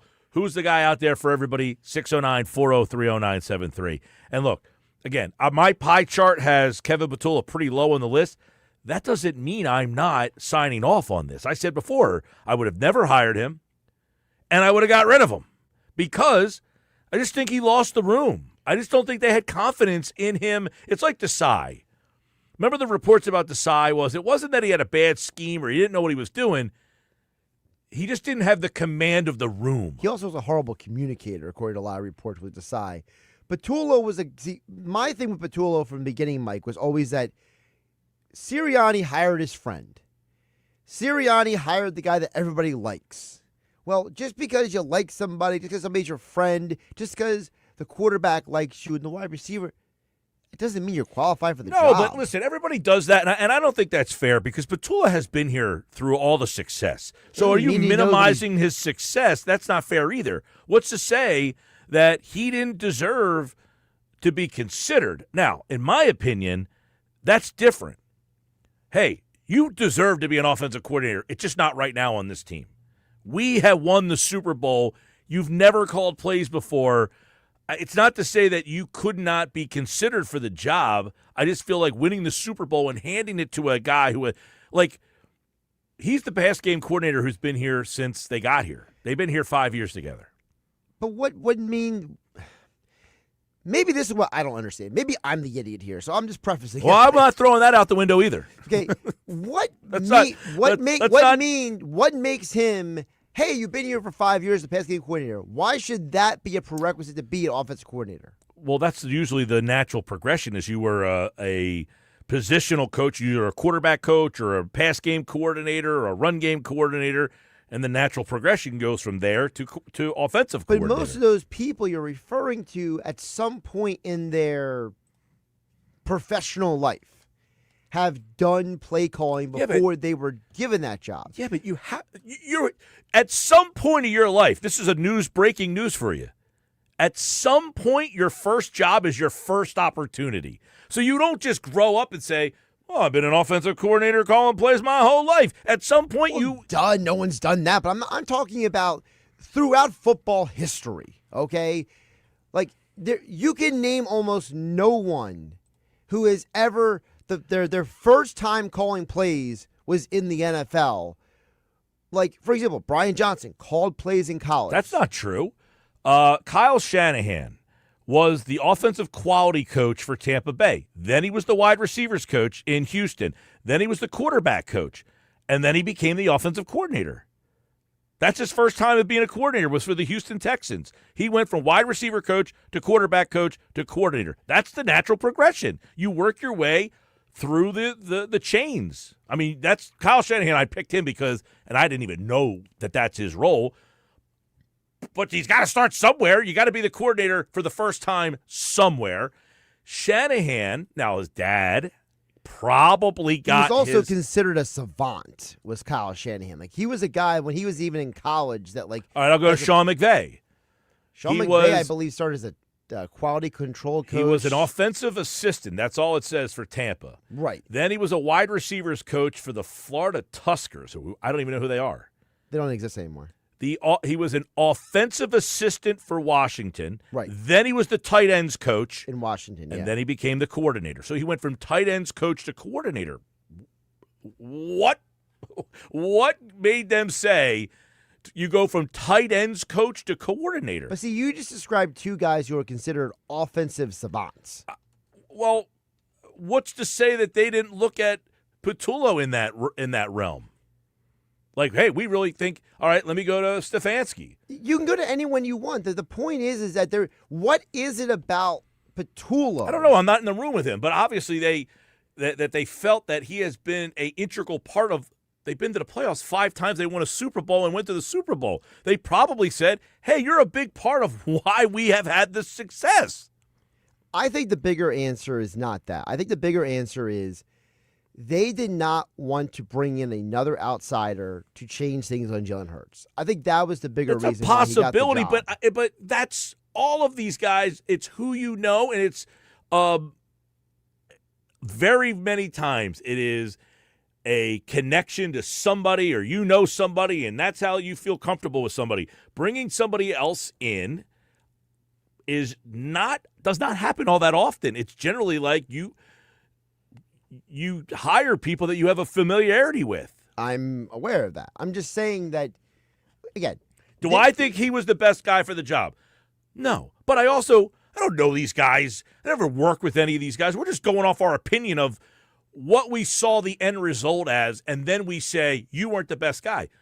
Maybe Kevin Patullo is the guy in that room that speaks up and says, these are the plays that work, and someone else says, no. I mean, I have no clue. I don't like the job because this offense had experience that he did not have. In these other situations, Kevin Stefanski, by the way, he went from tight ends coach to running backs coach to quarterbacks coach, and then he became the coordinator in Minnesota, and then he got the head coaching job in Cleveland. I mean, the natural progression is you go from a position coach up the chain. So I have no problem with the way where he started and how he got you're here. saying that I'm nitpicking here. Is that what you're saying? I feel like you are, and I don't blame you for this, do not like nepotism and people getting jobs based on who they know over merit. As a general principle, yes. Correct. Like, why did so-and-so get hired? Well, he knew so-and-so. Well, this guy was a better candidate. Well, he didn't know who that guy was. And which is part of the problem, which is we live in a society, and this is a deeper societal issue, where there are people who don't get opportunities because they don't know the right person. So a person gets an opportunity, and they might not be the best qualified person for the job. Frank Sinatra.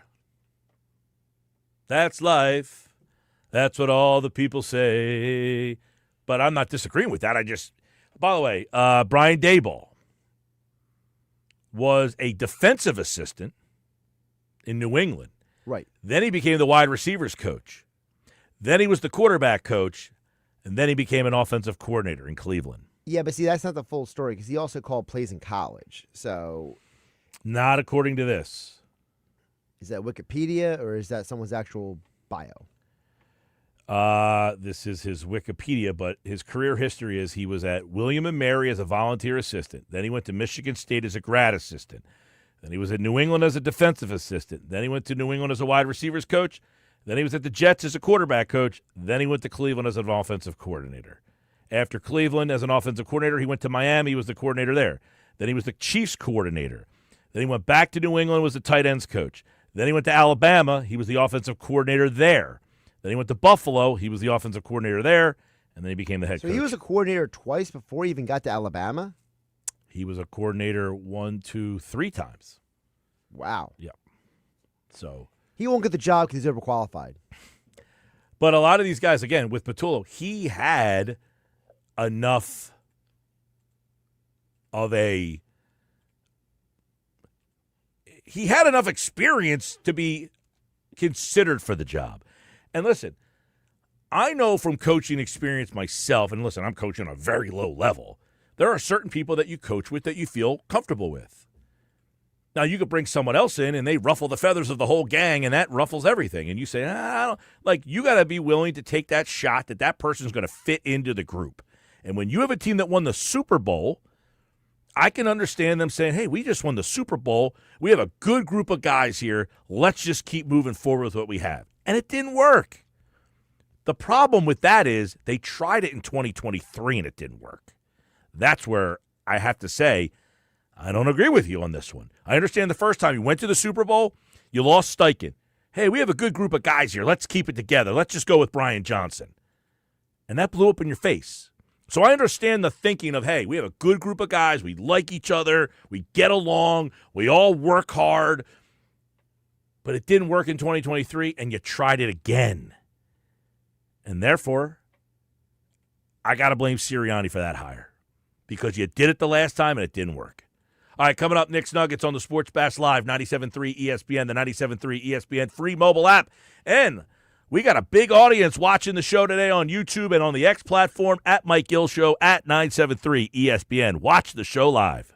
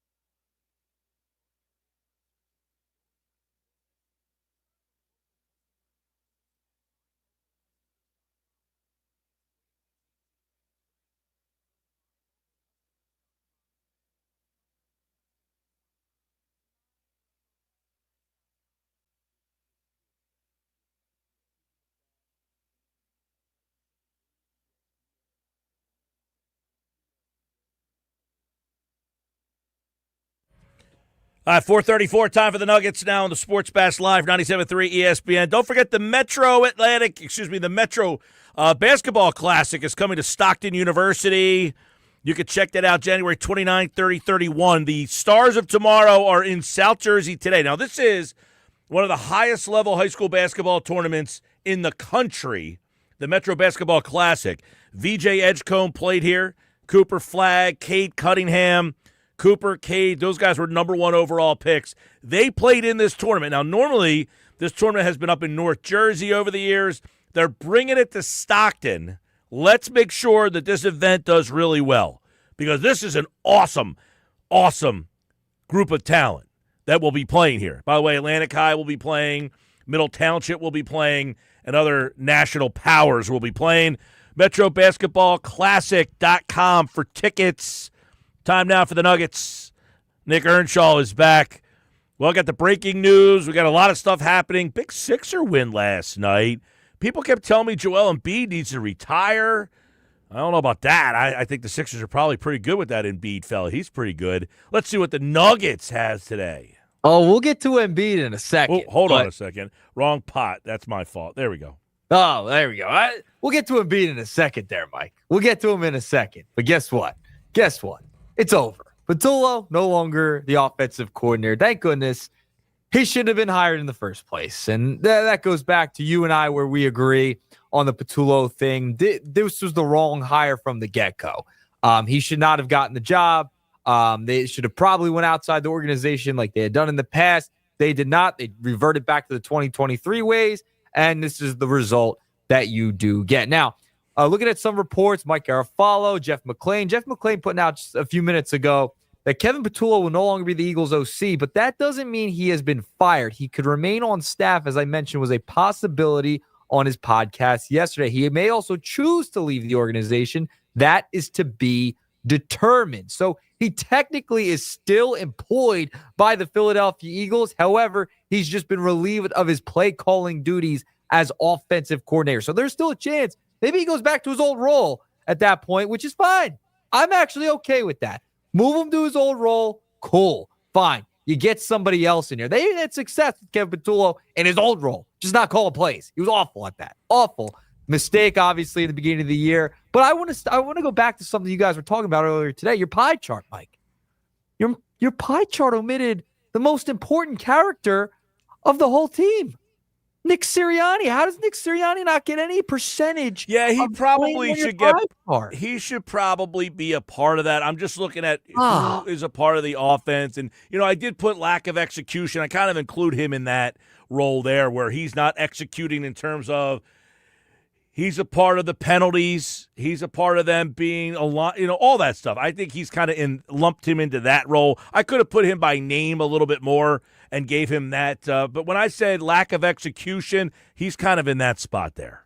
All right, that's fair, but I felt like it was a little malpractice by you, not including Nick Sirianni. I mean, he's in charge of the whole conglomerate here, Mike. Yeah, well, when I look at the pie chart for the problems with the team, I would put him in there by name. I think in the offensive situation, I kind of lumped him in with penalties and lack of execution and all that stuff. See, I think he deserves name recognition in the offensive issues. Here's why, Mike. The Kevin Patullo hire, that's on Nick. That is a Nick Sirianni hire. That falls under him. The lack of execution, that falls under Nick as well. I agree with the hire is definitely blamed on Sirianni, and that's a big problem. But when I'm just talking about the offense in general, once he hires the guy, now I'm saying this is the result of the hire, and now I'm looking at Patullo as the guy who's in charge.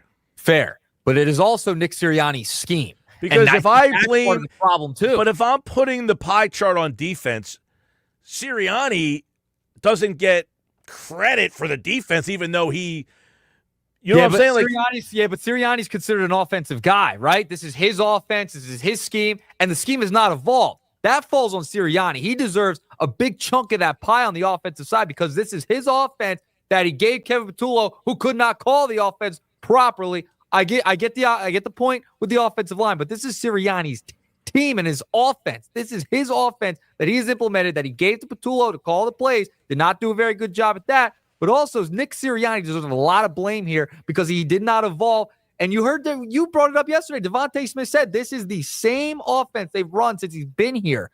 That's on Sirianni not evolving with the schematics, the route trees, etc. I understand that, but I would counter with this. And listen, I have no problem with Patullo being gone. I certainly find him to be at fault. I agree. In some capacity. I gave him 10%. Is that too little? A little too little. I think the lack of execution would fall under the Sirianni umbrella. I think you should have just put Nick Sirianni. That's what I would have done. The Sirianni deserves his own little chart there. See, here's the thing. This is why I think people just get so irrational with this stuff. Everybody wants to be the guy that says it's Patullo's fault or it's the coach's fault. You know, we played the bite from Kelsey earlier, and I tend to agree with Kelsey. I watched the All-22 today. It was painful, but I went through it. There were so many plays that were wide open, I couldn't even believe it. And then the running plays, I said Cam Jurgens was absolutely horrendous. He got destroyed. But my point is this. We're all blaming, you said Sirianni deserves more blame because I agree. For whatever reason. Where I'm at. My point is this. All Sirianni has had is success. The question becomes, at what point does my success run out and I now need to pivot to something else? Because all I've ever had is success with what I do here. No, that's okay. I hear where you're coming from. I just totally disagree with him not getting a piece of the pie chart. I think the offensive line struggled this year. That was a problem, and I think that should get a little less because of the injury issue there. They were banged up. The majority of the offensive line that's all encompassing. Why was the offensive line a problem? Because of the injuries. I mean, sometimes it's not your fault, but if I say, why couldn't I run the ball as effectively this year? Well, my offensive line was banged up. Okay, I mean, but that's part of the problem was their offensive line was banged up. Therefore, they did not perform as well. But this is a problem stemming with Sirianni over the past couple of years, right? Like we were complaining about Kellen Moore early on in the year, and then they kind of figured it out a little bit better as the season went along. Later in the season, they were much better. We weren't complaining about the rushing offense. We were complaining about the passing offense because they ran the ball with tremendous success last year because the offensive line was outstanding in the run game. That's fair. I'm not disagreeing with you. Not the case this year. Yes, and I'm not saying the offensive line wasn't a problem. I am just saying they didn't evolve, right? Like, all right, you could see the offensive line is not the same as it was last year. Where was the evolution from the head coach? Where was the head coach stepping in more, or I would say earlier in the season to help Patullo out, getting more involved in those offensive meetings? That's on Sirianni. And that's I would ask this question: back to the top guy, he should get a bigger piece. That's we all want to say there's an answer to the question, right? Why didn't you do this? Why didn't you do this? Why didn't you do this? When you don't have a guy to perform, sometimes the answer is not there. So when I'm playing a lesser player and I'm constantly losing that battle, and it's like, well, then you got to do something else. Sometimes you run out of moves and the game is over, right? You play checkers or chess, and the guy has you checkmated. And it's like, hey, at some point, why did you do this? Why did you do that? Because we always think the coach can fix everything. And when they don't, it's your fault. You didn't fix this. Hey, guess what? When I have to play Matt Pryor, I'm probably not – my chances of winning are probably going down. When I'm playing Brett Toth, my chances have probably – dropped a little bit, and sometimes that's the answer.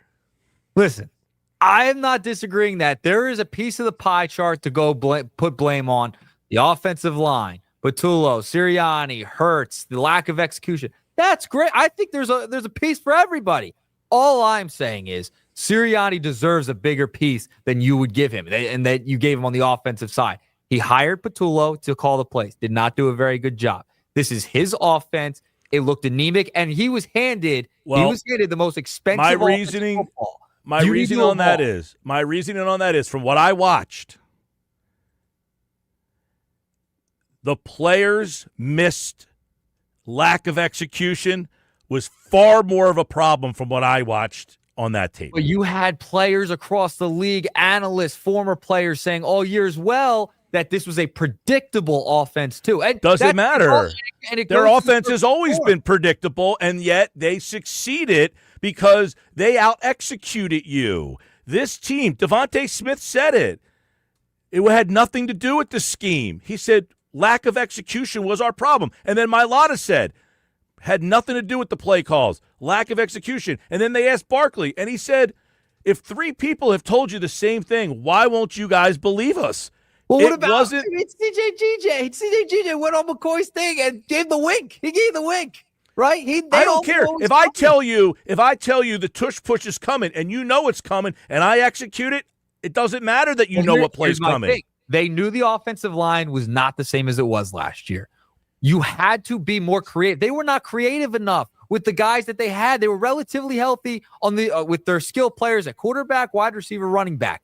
And they did not utilize those guys in different circumstances. They did not pass the ball to set up the run. And can you blame Jalen for some of that? Sure. I said that all year. That Patullo's one problem I had with Patullo was he had no rhyme, rhythm. There was no rhythm to his play calling. I didn't like his play calling. We're talking about the offense, though. That's Sirianni's offense, which I watched them win the Super Bowl with. Did you watch that game? Because I did.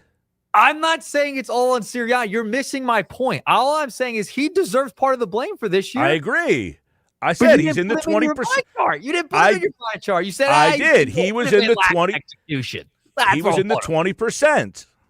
Okay, but you didn't put that originally. You said, we're just gonna throw Sirianni. No, Sirianni. Well, I only get number 2 lack of execution. It should be Nick Sirianni. This is his offense. That falls under the head coach. The undisciplined play that we saw this year with all the penalties, etc. That goes back to the head coach.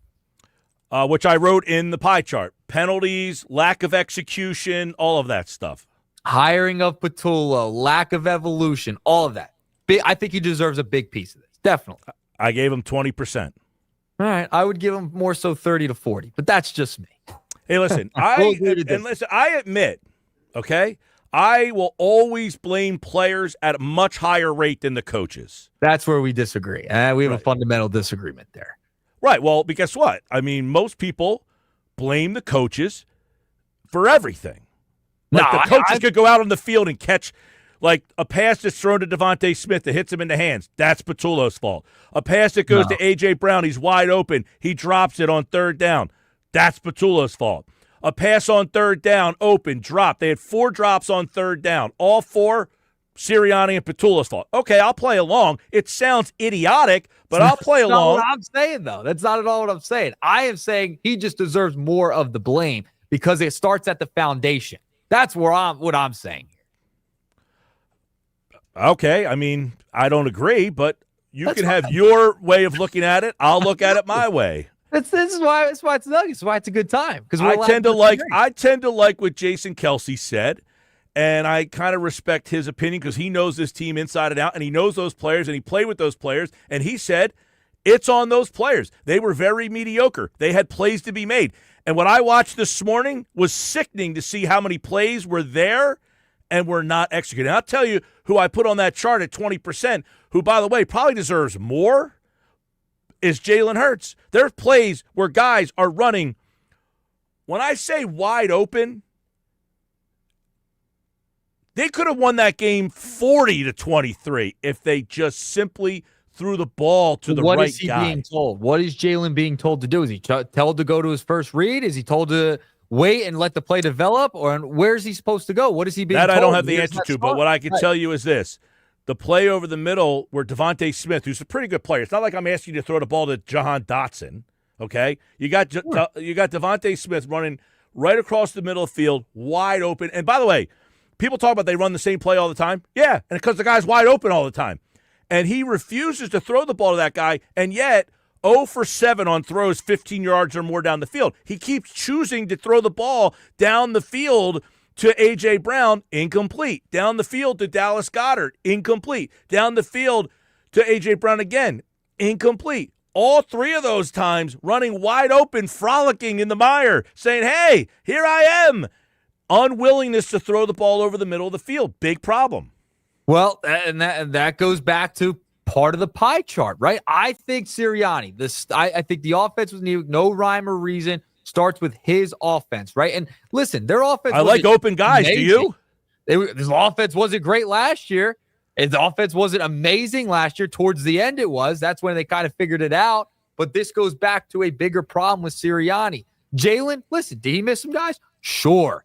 He didn't miss everybody all season long. That wasn't the case. He didn't play. He didn't have his best year. I understand that. But that's why I'm saying it's part of the problem. It's a perfect storm. Everyone 20%. deserves a That's what little I bit said. of play. I said 30 to 40. So that's where we disagree. I give more to Sirianni than you give to the players. And listen, there was a few drops where A.J. Brown had some big drops throughout the year. That's part of Here's the a question. Let me ask this question. I never even got that beat today. Ugh. Here's a question. Last year, Kellen Moore would call a play on 1st and 10, a running play. He gets 8 or 9 yards. And that goes back to the offensive line. So I now, hear you there. I'm with Patullo you. runs the same exact play on 1st down, and now he only gets 1 yard or even loses a yard. Why was it that every time, like it felt like over the last couple of games, like especially the Buffalo game and the 49er game, they got off to quicker starts, right? They went down, they scored That's quickly. normal for a lot of these teams. After They that, skip those it first was 15 plays. Yeah. And then after that, it was nothing. That falls on the creativity of the offensive coordinator and the head coach not putting the players in the position to go. I don't know. out If you go watch that tape and you ask me if there was any place to run, because they had – Well, they didn't run Hurts at all either. They didn't run him at all. They were trying to turn him into a pocket passer. He's not that. He's not that. He never was. They had a 29-yard run early in the game. They bounced it to the outside. They never went back to it one time. So, yeah, I can agree that play call probably could have implemented more, 20%. But the other portions of the game – 20%. I want to double it. I want to double it. Listen, and I'm not like – it's easy for everybody to blame the same guy. If that's normally the case, it's probably the other thing. No, here's my thing, right? I think it's more on the coaching necessarily. I know the players in XU, they deserve some blame too. That's obvious. And because they leaned on their defense way too much this year.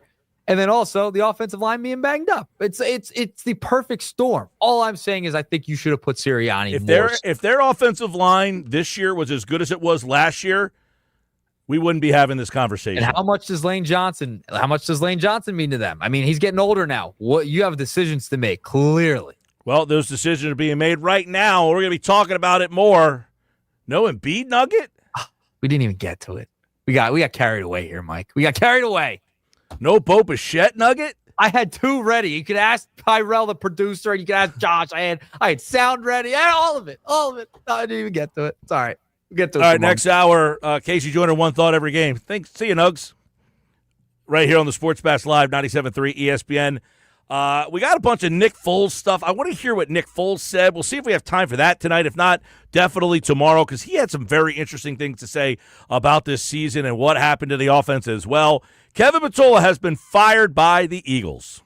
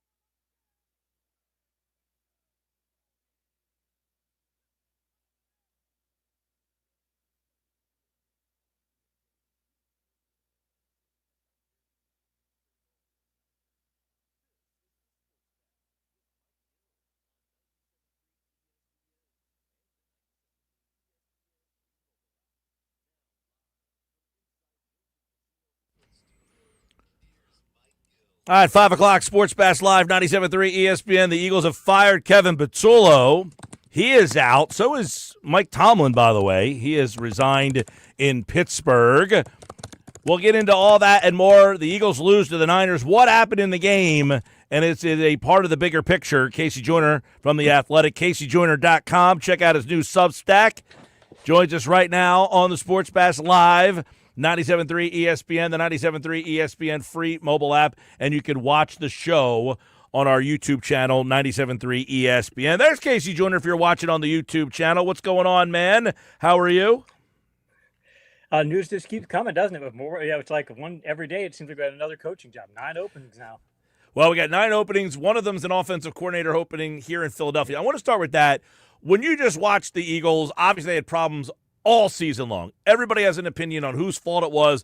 Offensive line, quarterback, offensive coordinator. Sirianni's system stinks.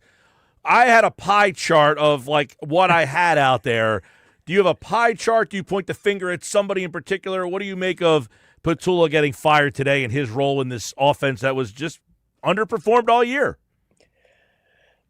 Honestly, if you're an offensive coordinator, you're supposed to be a problem solver, and you're supposed to. It's not just supposed to be. We talk all year about being what your identity is. He had the identity stuff down for the most part. He got away from it a little bit when when Brown's starting to complain and all. But they knew what they wanted to be. It's just you got to be able to solve problems within that framework. Like when Kellen Moore was starting, we talked when he was a coach. I mentioned it when he was with the Chargers. He was able to make certain in-game adjustments very quickly. You'd see a mistake. Hey, this team didn't play this run play well, and he'd run 6 different run plays. It's a skill set that is hard to come by. Not many coaches have it, and I think after watching this year, Patullo doesn't have it. He could do certain things to help you build a game plan together. Do I want him being the guy who's going to make in-game adjustments? I probably don't. Yeah, I mean, listen, I did not like the hire from Jump Street as a first-time coordinator with a Super Bowl winning offense. It's tough to say, hey, you're the first-time coordinator, go in the room with the Super Bowl winning offense and try to lead them. And when they had problems, it really didn't seem to, work out. But their offensive line seemingly was an issue all season long between injuries and just lack of execution. That offensive line that propelled them to a Super Bowl and then multiple playoff appearances and deep runs.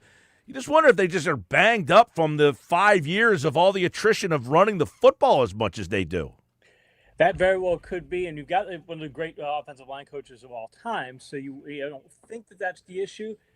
It's something you might want to, but it's one of those issues also where, though, if maybe you start to lean on that offensive line and your great offensive line coach so much that it's one of those things where they used to say about Dan Marino and Peyton Manning, they were so good, or Andrew Luck, they're so good that as an offensive coordinator, as a head coach, you just go, well, they're like erasers. I know I can maybe not call the best play possible, and I know, hey, Marino's going to throw me out of it. Peyton's going to, fix the problem and things. You rely too much on that particular issue, and mind you, in all those situations, those players reached a limit of what their erasing abilities could do as far as making mistakes or fixing other problems on the team.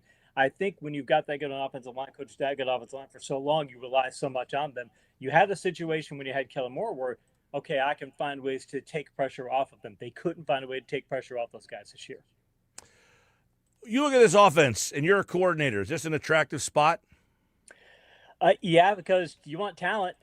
You've got a very good quarterback. You got an elite running back. You still have 2 good receivers. You got one of the best offensive line coaches. You still have a very good defense that doesn't make you have to do things on offense. So you could be able to run a certain game plan and play a high percentage game plan. Yeah, it's a very good situation. And I think the biggest thing is, as we saw with Kellen Moore, we saw some this year. We saw Kellen Moore. Sirianni's going to let you coach your team. You're going to let you coach your platoon. I mean, he's still going to be in charge, but he's going to let you do what you do and let you be creative about it. And I think that's what if you're the Eagles and you're trying to make a sell to somebody else, say, look, Sirianni's going to let you do what you do. And to a lot of offensive coordinators, you've got a good organization, good talent, and you get to do what you want. I think it should be a very, very. I think Mike McDaniel should want to come here in a heartbeat.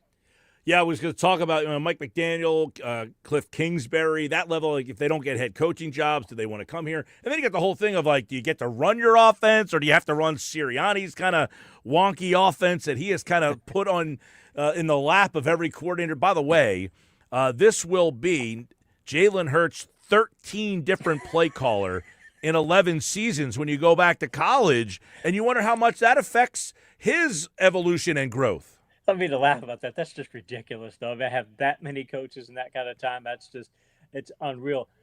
I think about it in a situation where you talk about, I'm thinking about Mike McDaniel, because I've done a lot of studies in McDaniel over the past few years, and his run game creativity is a lot like what Kellen Moore's run game creativity was. It's a lot. Coaches lean so heavily on getting pass game creativity, and you've got to get pass game creativity because you ever go against, if you're a defensive coordinator going against somebody like Fangio or somebody of his caliber, you've got to find ways to beat that defense. That's very tough to do.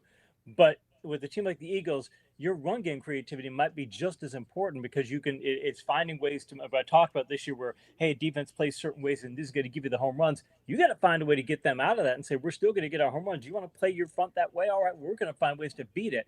McDaniel is excellent at that. I would love to see the Eagles hire McDaniel because I think he'd be a perfect fit.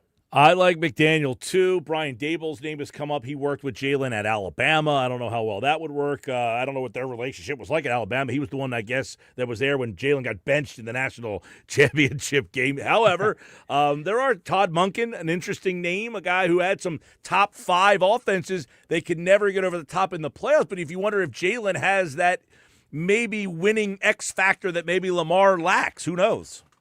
I wonder also that Hurts, I don't get the impression that Hurts, he doesn't want to be I want to run the ball 125 times a year. He doesn't want to be that guy. We saw too much this year. We got in the other direction of things. But you want a coach who's going to, you get a coach who's going to come in and sell them on the idea of, look, I can maximize your creativity. I can give you the best pass play opportunities in this offense so you can have the kind of passing numbers that you want. Lamar Jackson want to throw for 5,000 yards and run first offense. You can't do that, but I don't think Jalen is of that same mindset. But you want to be in a situation where I can get your numbers to where you can be winning Super Bowl MVPs. You can be doing those things in my offense, but we're still going to be a run first offense. It's going to be a great run offense, but it would be a great counterpunching offense too. By the way, Dable's every bit as creative in the run game too. He's in a different way, but he's every bit as creative with a different kind of running game. His style, his play calling style might fit more with what Barkley does too. I'm not saying it wouldn't work with. Well, obviously it worked with Barkley pretty well when they were in New York. He got him to the playoffs. By the way, here are the coordinators that he has played for: Patullo, Kellen Moore, Brian Johnson, Stain Steichen, Doug Peterson, Lincoln Riley, Mike Loxley, Brian Daboll, Lane Kiffin, and Steve Sarkisian. They are the 10 previous coordinators that he has had. All right, so the game on Sunday, you take a look at this and say, what happened offensively? Why did they struggle again against a defense that was missing a ton of weapons, missing a lot of depth, does not rush the passer very well, yet 19 points?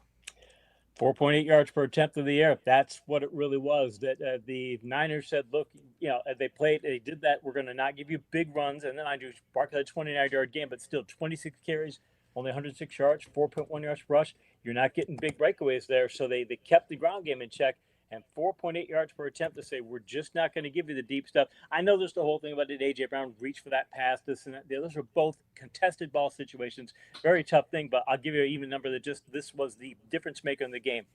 Jalen Hurts, 1 of 11 on vertical passes for 13 yards, 1.2 yards per attempt. That's brutal.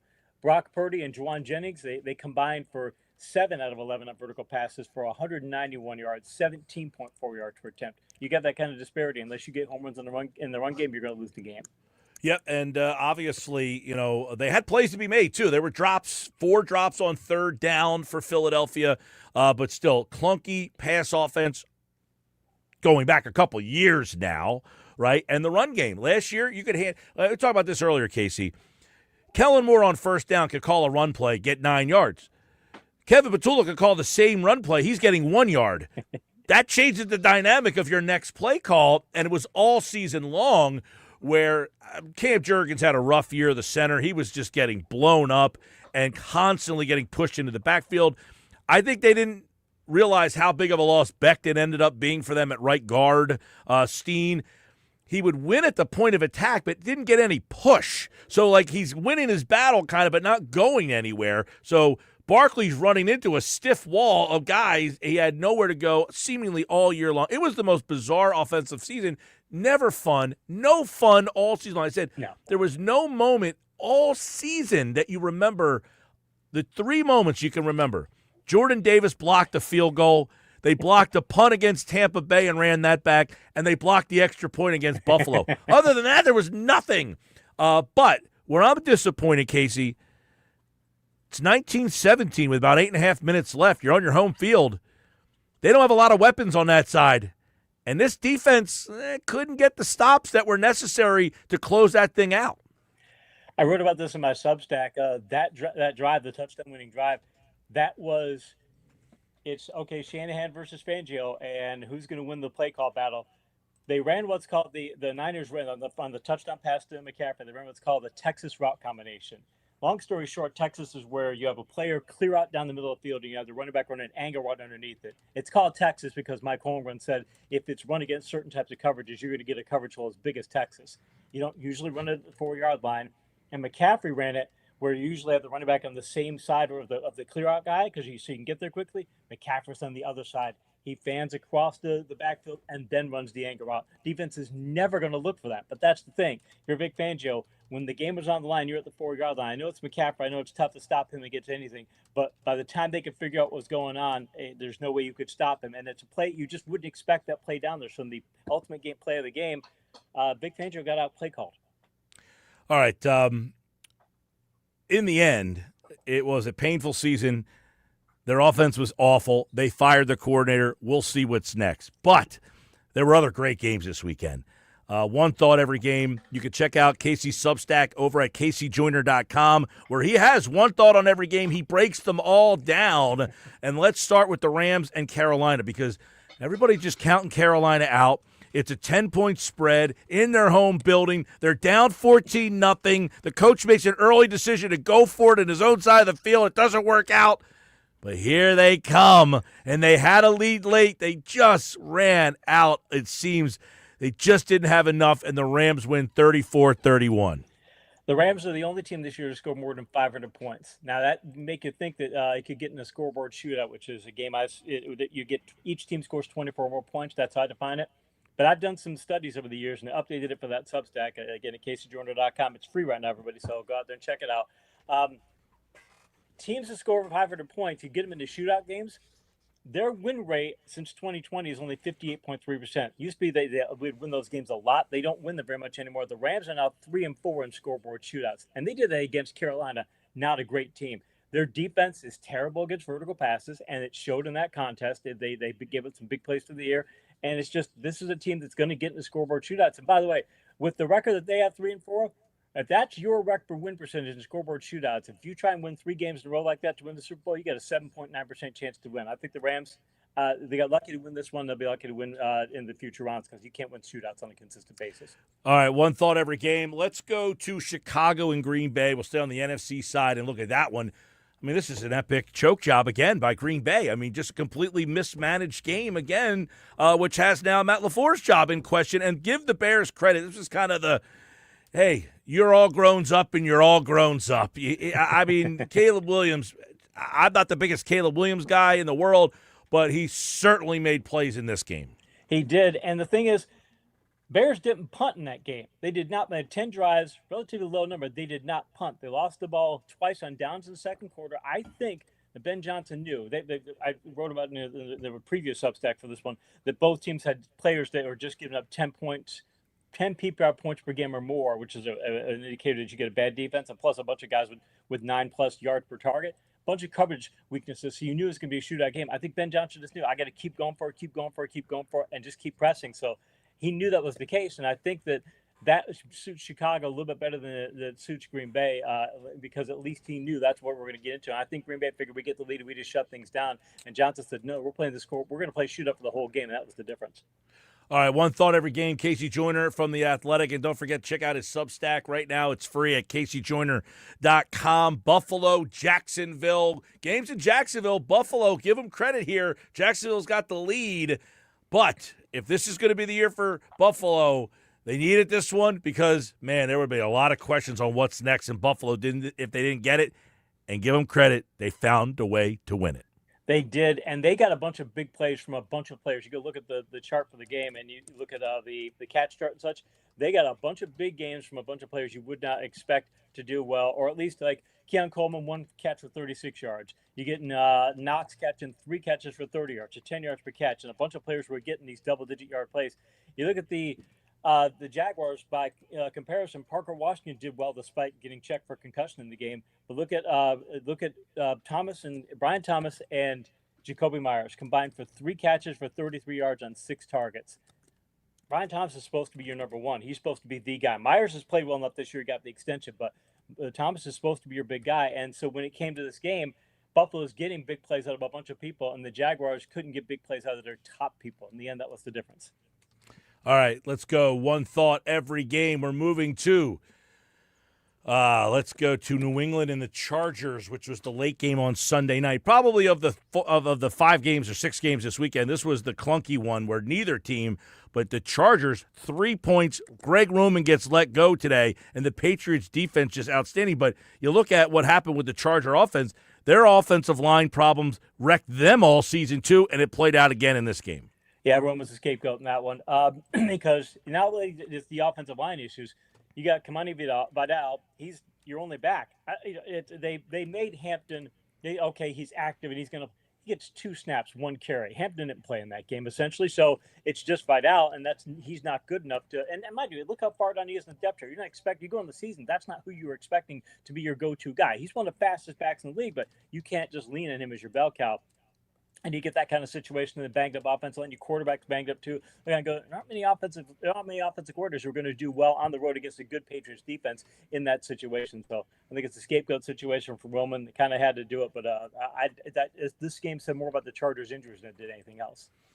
All right, one thought every game. Let's go to last night's game, which, was close for a while, but not really. I mean, the Texans' defense is absolutely, score-wise, it was close. But that Texans' defense never made you think that Pittsburgh was going to get into that game. And it ended up being the last game for Mike Tomlin, and quite frankly, it's probably the last game of Aaron Rodgers. And that Houston defense, we might be talking about them a lot the next couple of weeks in one thought every game. Defense travels well. Defense does well in the playoffs, and they made big plays too. They scored, which is a big thing. Yeah, the Steelers' offense is limited and such. But the thing is, look at the Steelers, and there's so much disappointment. Like, Tomlin and another playoff. He got that team to about where they should be. He could have easily not made the playoffs. If not for the missed field goal, but he got them where they should be. They're about what they are. They're a wild card caliber playoff team. You don't expect them to go to the division round. You don't expect them to conference championship. The standard may be the standard there, but I did a study years ago, talk about this in my Substack, that Al Davis said a coach kind of loses his team after 10 years. It's really kind of more closer to 12. Coaches just don't win championships after 12 years with the team, even the greatest of all time. I think of the Steelers as like, look, Tomlin's there. He's been 19 years. If the standard is the standard and winning championships is your standard, you can't have Tomlin anymore, because after that time frame, a coach just does not. He's not going to be able to have that same effectiveness with your team that he did in his first years. All right. Well, we'll be keeping an eye on all these because you got a lot of head coaching positions that are open. You also have a lot of coordinator jobs that are open. Interesting ones too. Detroit needs a new coordinator. I would imagine. If you have a resume and you call plays, Detroit's a place you probably want to go interview for. So there's a lot of interesting dynamics out there for this. We'll be talking about it leading up, but on Thursday, one thought every game. We'll take a look at the weekend games coming up here on the Sports Bash Live. CaseyJoyner.com for his new Substack, which is called One Thought Every Game. You can check out all of his thoughts on all the games from now through the Super Bowl, and, of course, right here on the Sports Bash Live on 97.3 ESPN. Thanks, man. Appreciate it, Mike. All right, Wild Card Weekend in the books. And, of course, this weekend, the divisional round is on 97.3 ESPN. You can listen to that. And, of course, the Super Bowl will be here on 97.3 ESPN. Speaking of the Super Bowl, we will be at Radio Row. The whole team heading down there to San Francisco this year. We'll be there live for this year's Radio Row. No Eagles in the Super Bowl, but the trade-off is this. When we went to Phoenix a couple of years ago for the Super Bowl, the Eagles were not there. They had that collapse of a season, and we ended up catching up with a lot of players that were walking around. So we hope to try to connect with former players or current players, people talking about what happened to the 2025 Philadelphia Eagles. All right, when we come back, Evan Cohen from Unsportsmanlike is going to chime in right here on the Sports Bash Live on 97.3 ESPN. A special unsportsmanlike moment with Evan Cohen next on the Sports Bash.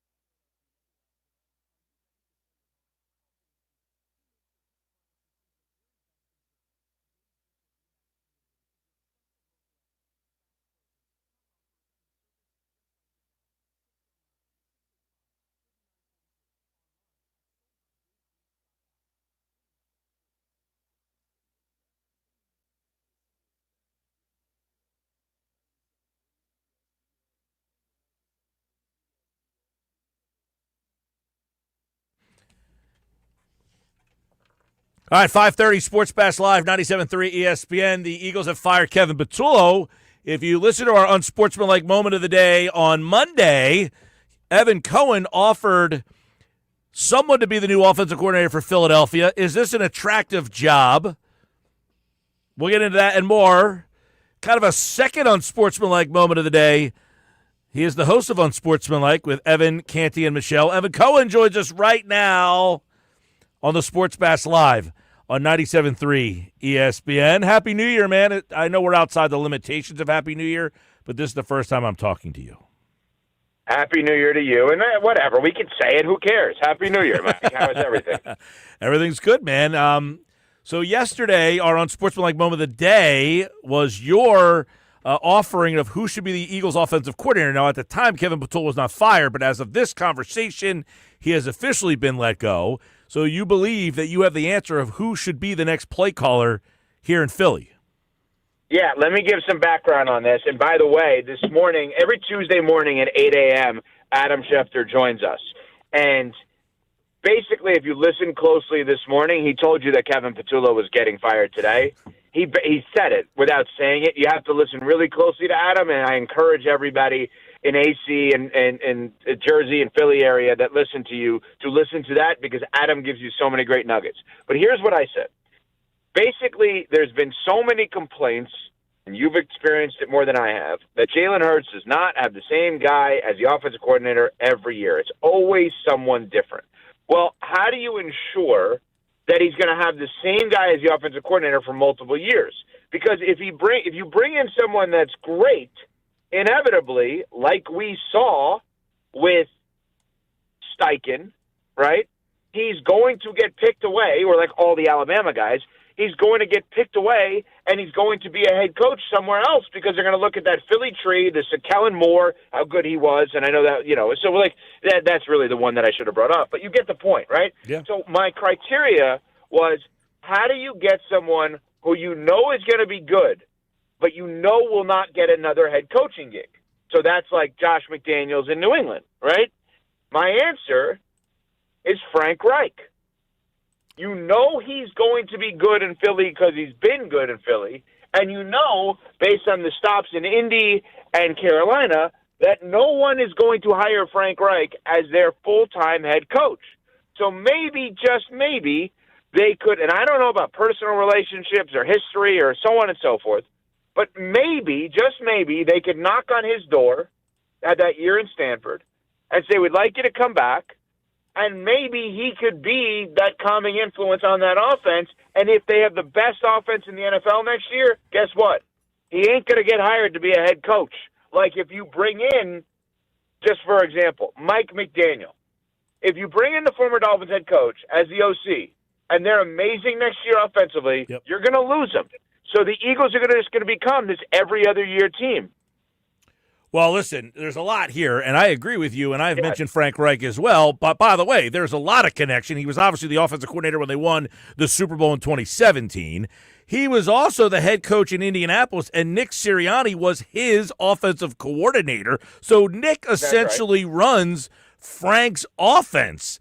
So this would be a role reversal that Frank would then come back and run his offense. But your point is the thing that I said is why Patullo was a mistake from the get-go. Because if Patullo succeeded, he'd be out of here. They got to find someone who will stay here. This will be Jalen Hurts' 6th different play caller in the NFL and his 11th straight different play caller going back to college. You have to get that. And you wonder, now, Evan, is his evolution being stunted by all these different play callers? You would have to think so, no? I mean, how could it not be? I mean, think about in our world, okay, you and I. If all of a sudden every year, new producer, but more so new format, new goals for the show, new clocks, right? I'm very inside radio here, but it like you get in a rhythm, right? However you guys produce, you and Josh produce the show every day, is here's our game plan, here's how we're going to do it, here's our mentality. I know when you and I communicating, you're very specific on when guests are on, when guests are not on Sportsmanlike Moment of the Day at, 3:45. Like, you're very specific about your play calling. All of a sudden, if, it's 2026, everything's got to change, there's an adjustment period. And what if you're not as good right off the bat? Could fans not be as interested in the show because Mike doesn't sound as good? Could advertising partners not feel like there's as much buzz as there currently is on this show, which obviously there's a tremendous amount of buzz about you and the show and the station in 97.3? Like, think about it in any walk of life. If you're the person who's giving you direction in your career changes every year and their style is different every year, that's not ideal. Not ideal at all. But what I want to get now from you is we've talked about the Eagles a lot, and, Nick Sirianni is what he is, and, everybody here always hearing what Canny has to say about Sirianni. He's a very polarizing guy, but they've won with him. They've won with Jalen, another polarizing guy. He's not Tom Brady. He's not Patrick Mahomes, but he wins. If you are a coordinator, is this a job you're interested in?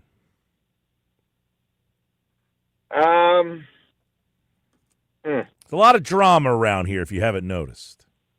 Yeah. So if I'm a coordinator, am I interested in this?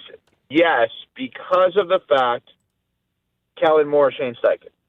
Because and Frank Reich previously, right?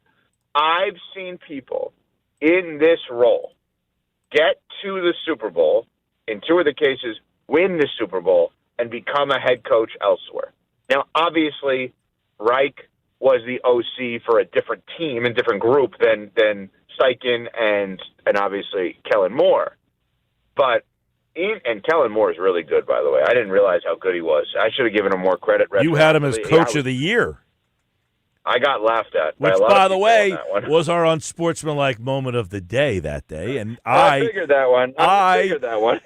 But while there's so many good candidates this year, that was the problem. I know. Your reasoning was well done, but it also goes to say what Philadelphia lost. They lost a guy that you deemed to do such a good job with so little that he should have at least been considered. Yeah, that's right. Well said. Better said by you than it was by me. So you had every right to destroy me for that. I can't destroy you for having my take better than my take was. That was well done by you. Now, I need you to call my place. Basically, I'm replacing Patullo with you. So that's one of the problems here, though, Evan, is the playbook is Sirianni's, and he hands it to you, and he says, you're the coordinator, you call the plays, but these are the plays you have to call. Yeah, but here's the thing. Sequencing is what matters. I've thought about this more and more and more. I don't know that it's play design as much as it's play sequence. I'm a Patriots fan. Josh McDaniels, to me, is the best offensive coordinator of my lifetime. And Josh McDaniels is the best offensive coordinator of my lifetime because of the fact of the way in which he sequences plays. One sets up the next to set it up later in the game, so on and so forth. And I think that even if Sirianni hands you the playbook, it's when you do it. Again, go back to our world. You know what you're doing during the course of the show, but there's a reason you put things in the order you put things in order to sequence it to give the most interest and the most passion to the fans out there and the advertising partners, right? That's why I offered you 5 o'clock today originally. Right. Well, my son would not allow for that relative to what I'm doing.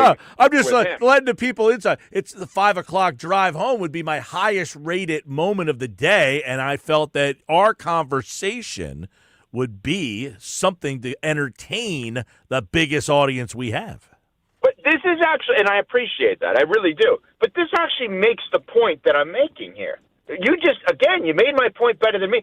I don't like what's happening now that I realize it. Why do I have any points? Just give you all of my points, and I should produce you, and you produce me. That's what it should come down to here. But this is the thing. If you feel like I need to load up with my best stuff between 5 and 6, that doesn't mean you don't want it between 3 and 4, but I need to really do it. The order in which you're doing it, in your mind, is going to create wins for you. So even if it's Sirianni's playbook, here you go, person X, the order in which they have the feel for the game is important and how they go about it, right? And that's where Kellen Moore succeeded, Steichen, Reich, et cetera. So let me ask you, though, Mike, this question. Who do the Philly fans want? Kind of TBD. I mean, it's all over the place because it just happened. I think people were more like, get him out of here. And then it's like, we wanted him out so bad, but we don't even know what we want. We just want him gone. It's one of those things. Now, Brian Daboll's name has come up because he worked with Jalen in Alabama. He also was the coordinator in Alabama when Jalen got benched in the national championship game. Mike McDaniel has come up, but some people think that, he's a Shanahan-McVay kind of tree, and that offense wouldn't really work with Jalen Hurts. Then you've got Monken's name has come up a lot because he worked with Lamar Jackson and they had a lot of success, and that they just never won in the playoffs, but they always had these top 5 offenses. But there's a lot more talent here than was in Baltimore, so that name's intriguing. So it's all over the map, really, because I think people were more inclined just to get him out first than who would replace him. But I kind of like Kingsbury. Now, some of these guys are probably going to get head coaching jobs, but Kingsbury is appealing to me, too. He runs kind of a college offense, and that might maximize what Jalen Hurts would do well, which we don't even know what that is. Have we even seen the best of Jalen Hurts yet? Yeah, the last one is the one I would not go for. Kingsbury. That's not for me. I don't like Kingsbury as my head coach. As my offensive coordinator, I guess I'm more interested. I like Dable when he was in Buffalo. I thought he was going to do a really good job in New York. He got him to the playoffs, and then that team just wasn't very talented. And he's just abrasive sometimes. I mean, his personality kind of rubbed people the wrong way from what I understand up there. Yeah, I like Dayball for that, but he, again, if they're great, he'll get another head coaching gig. You think right away?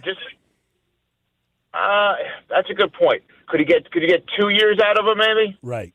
Maybe. Let me ask you. I need to ask you a couple other things. Yeah. As we sit here today, on January 13th at 5:42. It's my mother's birthday, by the way. Happy birthday, Mom. Okay, happy birthday to her. My mom's birthday was 1 week ago today. That's interesting. Are you 100% certain Sirianni's the coach next year? Oh, I have brought that up, but it seems that he has gotten through that hurdle. My scenario, Evan, was same thing with Peterson. You got to fire Patullo. Sirianni says, I'm not doing that. And then they say, then you're gone too. That was the way I could see that going down. He obviously decided not to, die on that hill, and they got rid of him today. Which, by the way, I've never understood that whole thing. That whole thing where the coach says, I won't fire this person because of how close I am to them. You'll have to fire me instead. Yeah. I've never understood the person not then saying to the person standing up for them, don't do this, I'll walk away. In other words, if you said to if it's my best friend, and I know that my best friend's employer is going to get rid of them if they don't get rid of me, I'll quit. Right. In this situation, Patullo had to recognize he was so bad that don't die on this hill for me. I deserve to be fired, in other words. And yeah, I think that obviously, he's gone. So that's well, there's been some talk that they were going to send him back to his old position as the pass game coordinator. At that point, I don't know how he walks back in the building with any dignity. Right. If you're going to play the demotion game, who would you want to be demoted on the Eagles staff? Then you should talk about Doug Peterson to be the OC. That's where I would go on that. But the next thing that I wanted to ask you. Yep. Are you 100% certain that Jalen Hurts is their starting quarterback next year? These are two questions that I certainly think are fair. And the reason is, Evan, evolution. Jeffrey Lurie's a big guy he said, I want to be 5 years ahead of being 5 years ahead. And he hired Chip Kelly. And then he realized 3 years in, I made a mistake, and he cut ties. He fired Peterson after winning and then won another one. I think he might say, hey, is this thing just, we got the best 5 years out of these two guys we're ever going to get? It's like paying a free agent for past performances. Do you just say, hey, I got your best years? Time to move on. No hard feelings. Yeah, I wouldn't move on from either of them, but I think I wouldn't put it past Eagles to move on from both of them. Okay, here's my question I would spin to you. If one who do you stays, rather one goes, who do you say I would rather keep going with that guy over the other guy? The coach or the quarterback? Oh, no, the quarterback. Easy, you stay. Because I think coaches would be attracted to coaching Jalen Hurts. And, I think of my types of coaches are the coaches that are the old school, old school guy. Like, my favorite coach ever is Belichick. I love Tomlin. The Harbaugh is that mentality that I like the grimy, nasty kind of coach. Yeah. All these guys would dream of Jalen Hurts. They would love Jalen Hurts. Well, I go back to the question about Sirianni is I think Jeffrey Lurie and Howie Roseman said, hey, listen, we hired Andy Reid. Nobody knew who that guy was. He turned out to be one of the greatest coaches of all time. We hired Doug Peterson. We won a Super Bowl. We got rid of him. We hired Nick Sirianni. Nobody knew who that guy was. And we won a Super Bowl. I think they are certainly arrogant enough to say, we can get rid of this guy and find someone else to be the coach of this team. We have enough talent. That's not even a question. That's right. Yeah, and I would say also there is a coach out there who feels very Eagles, who I think would walk to Philadelphia to coach the team, and he's from there, and his dad was a part of the Sixers organization, and that's Kevin Stefanski. And I like Stefanski, and I've thought about that comment as well. And if he didn't get a head coaching job, which I think he would he want to be the coordinator here? But that would be a layover. He'd be here for a year. No, he can't. Yeah, he can't be. See, if you're him, you can't be a coordinator because you didn't go out in this. You didn't go out, quote unquote, disgraced, and you don't want to let people know that that's an option for them with you. Yeah. In other words, there was some level of drama, even though it's the Browns. It's odd. There was some level of drama. Dayball fired early. There was some level of drama with McDaniel because of all the stuff that went on during the season. Believe it or not, and there was all the Shador stuff, I feel like Stefanski, two-time coach of the year, kind of got fired with his head held high, where people were almost like he kind of wanted to get fired so he could be a head coach elsewhere. Yeah. If he doesn't get a head coaching job, I think you sit out for a year. I also think, let's be honest, let's keep an eye on those coaches that sit out for a year that we think will want to get back into it.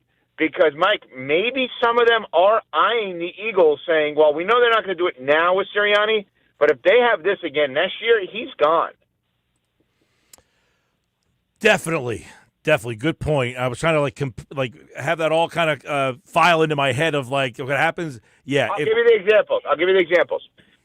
I don't think again, Schefter with us 8 a.m. this morning flat out said he does not think that Tomlin's coaching anyone but the Steelers this upcoming year. Then hours later, meaning it was either Steelers or TV for him. It was not going to be another team. He has made a point now since that he doesn't believe Tomlin's going to coach this year at all. Okay.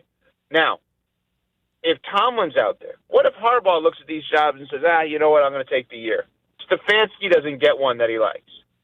Well, I believe they're not taking the jobs because of the fact that they wouldn't want those specific jobs or wouldn't want to work for a year and take a break. But I also think the residual effect of that is eyeing next year's opportunities, which I think if you're gonna make me guess, 1 year from the end, one year, week 18, 26, 27, whose jobs are we talking about? Nick Sirianni, Dan Quinn, two of the guys on that list. Now, they could squash that pretty quickly. And Sirianni has been unbelievable win-loss and shouldn't be on that list, but because of the Eagles' history you brought up, could be on that list. And both of those teams obviously have big-time quarterbacks. So you wonder if they're waiting around a little bit. Well, and keep in mind, the Eagles gave an extension to Sirianni, and nobody has any idea how much it was or how long it was for. That was another whole weird thing in this whole situation. That kind of went under the radar, is that he got extended, and nothing was reported about for how much and how long. So we have no idea if he's a lame duck next year or what. But if they have another down year, I would agree. He most likely would be on borrowed time in that situation. What a wild time. 9 openings. Evan Cohen and Unsportsmanlike will be talking more about all these openings tomorrow morning starting at 6. Do you know already, what is your what's the top topic tomorrow? Yes, I just got sent the rundown. I could read it for you, but I will tell you, by the way, 9 openings. I'm not sure we're done. Which is what Adam Schefter said today, which was our Unsportsmanlike moment of the day.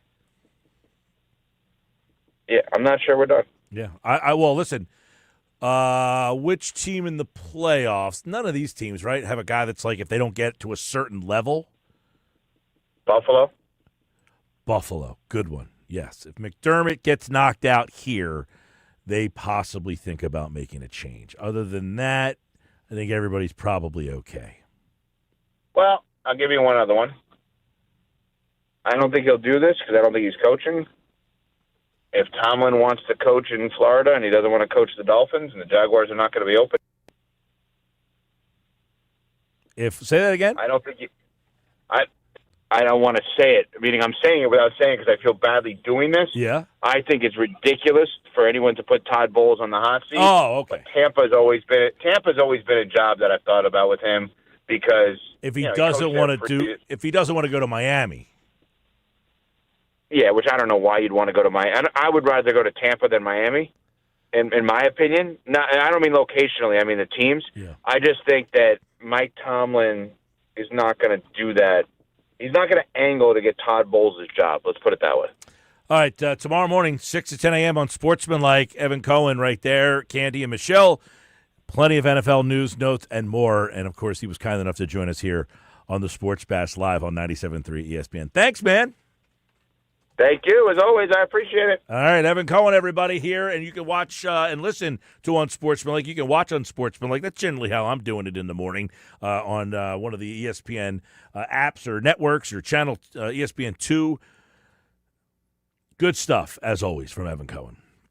All right, that'll do it for us. We went a little extra long with that final segment there, so we took it to the end of the show. Tomorrow, we'll have Q Myers. We'll get his take on all this stuff. And I got to imagine Sirianni talks tomorrow. I don't know. It hasn't been sent out to me yet. But if he does, we'll have it for you here on the Sports Bash Live on 97.3 ESPN. Coming up tonight at 6:30, Marquette St. John's, little Big East battle, college basketball doubleheader, followed by number 2, Iowa State, taking on Kansas. When I say number 2 and it's Iowa State against Kansas, wouldn't you think Kansas is number 2? They got maybe the number 1 overall pick in the draft. So come back with us again tomorrow right here on the Sports Bash. Don't forget, watch, like, subscribe. 97.3 ESPN on YouTube. Thanks to our big audience today.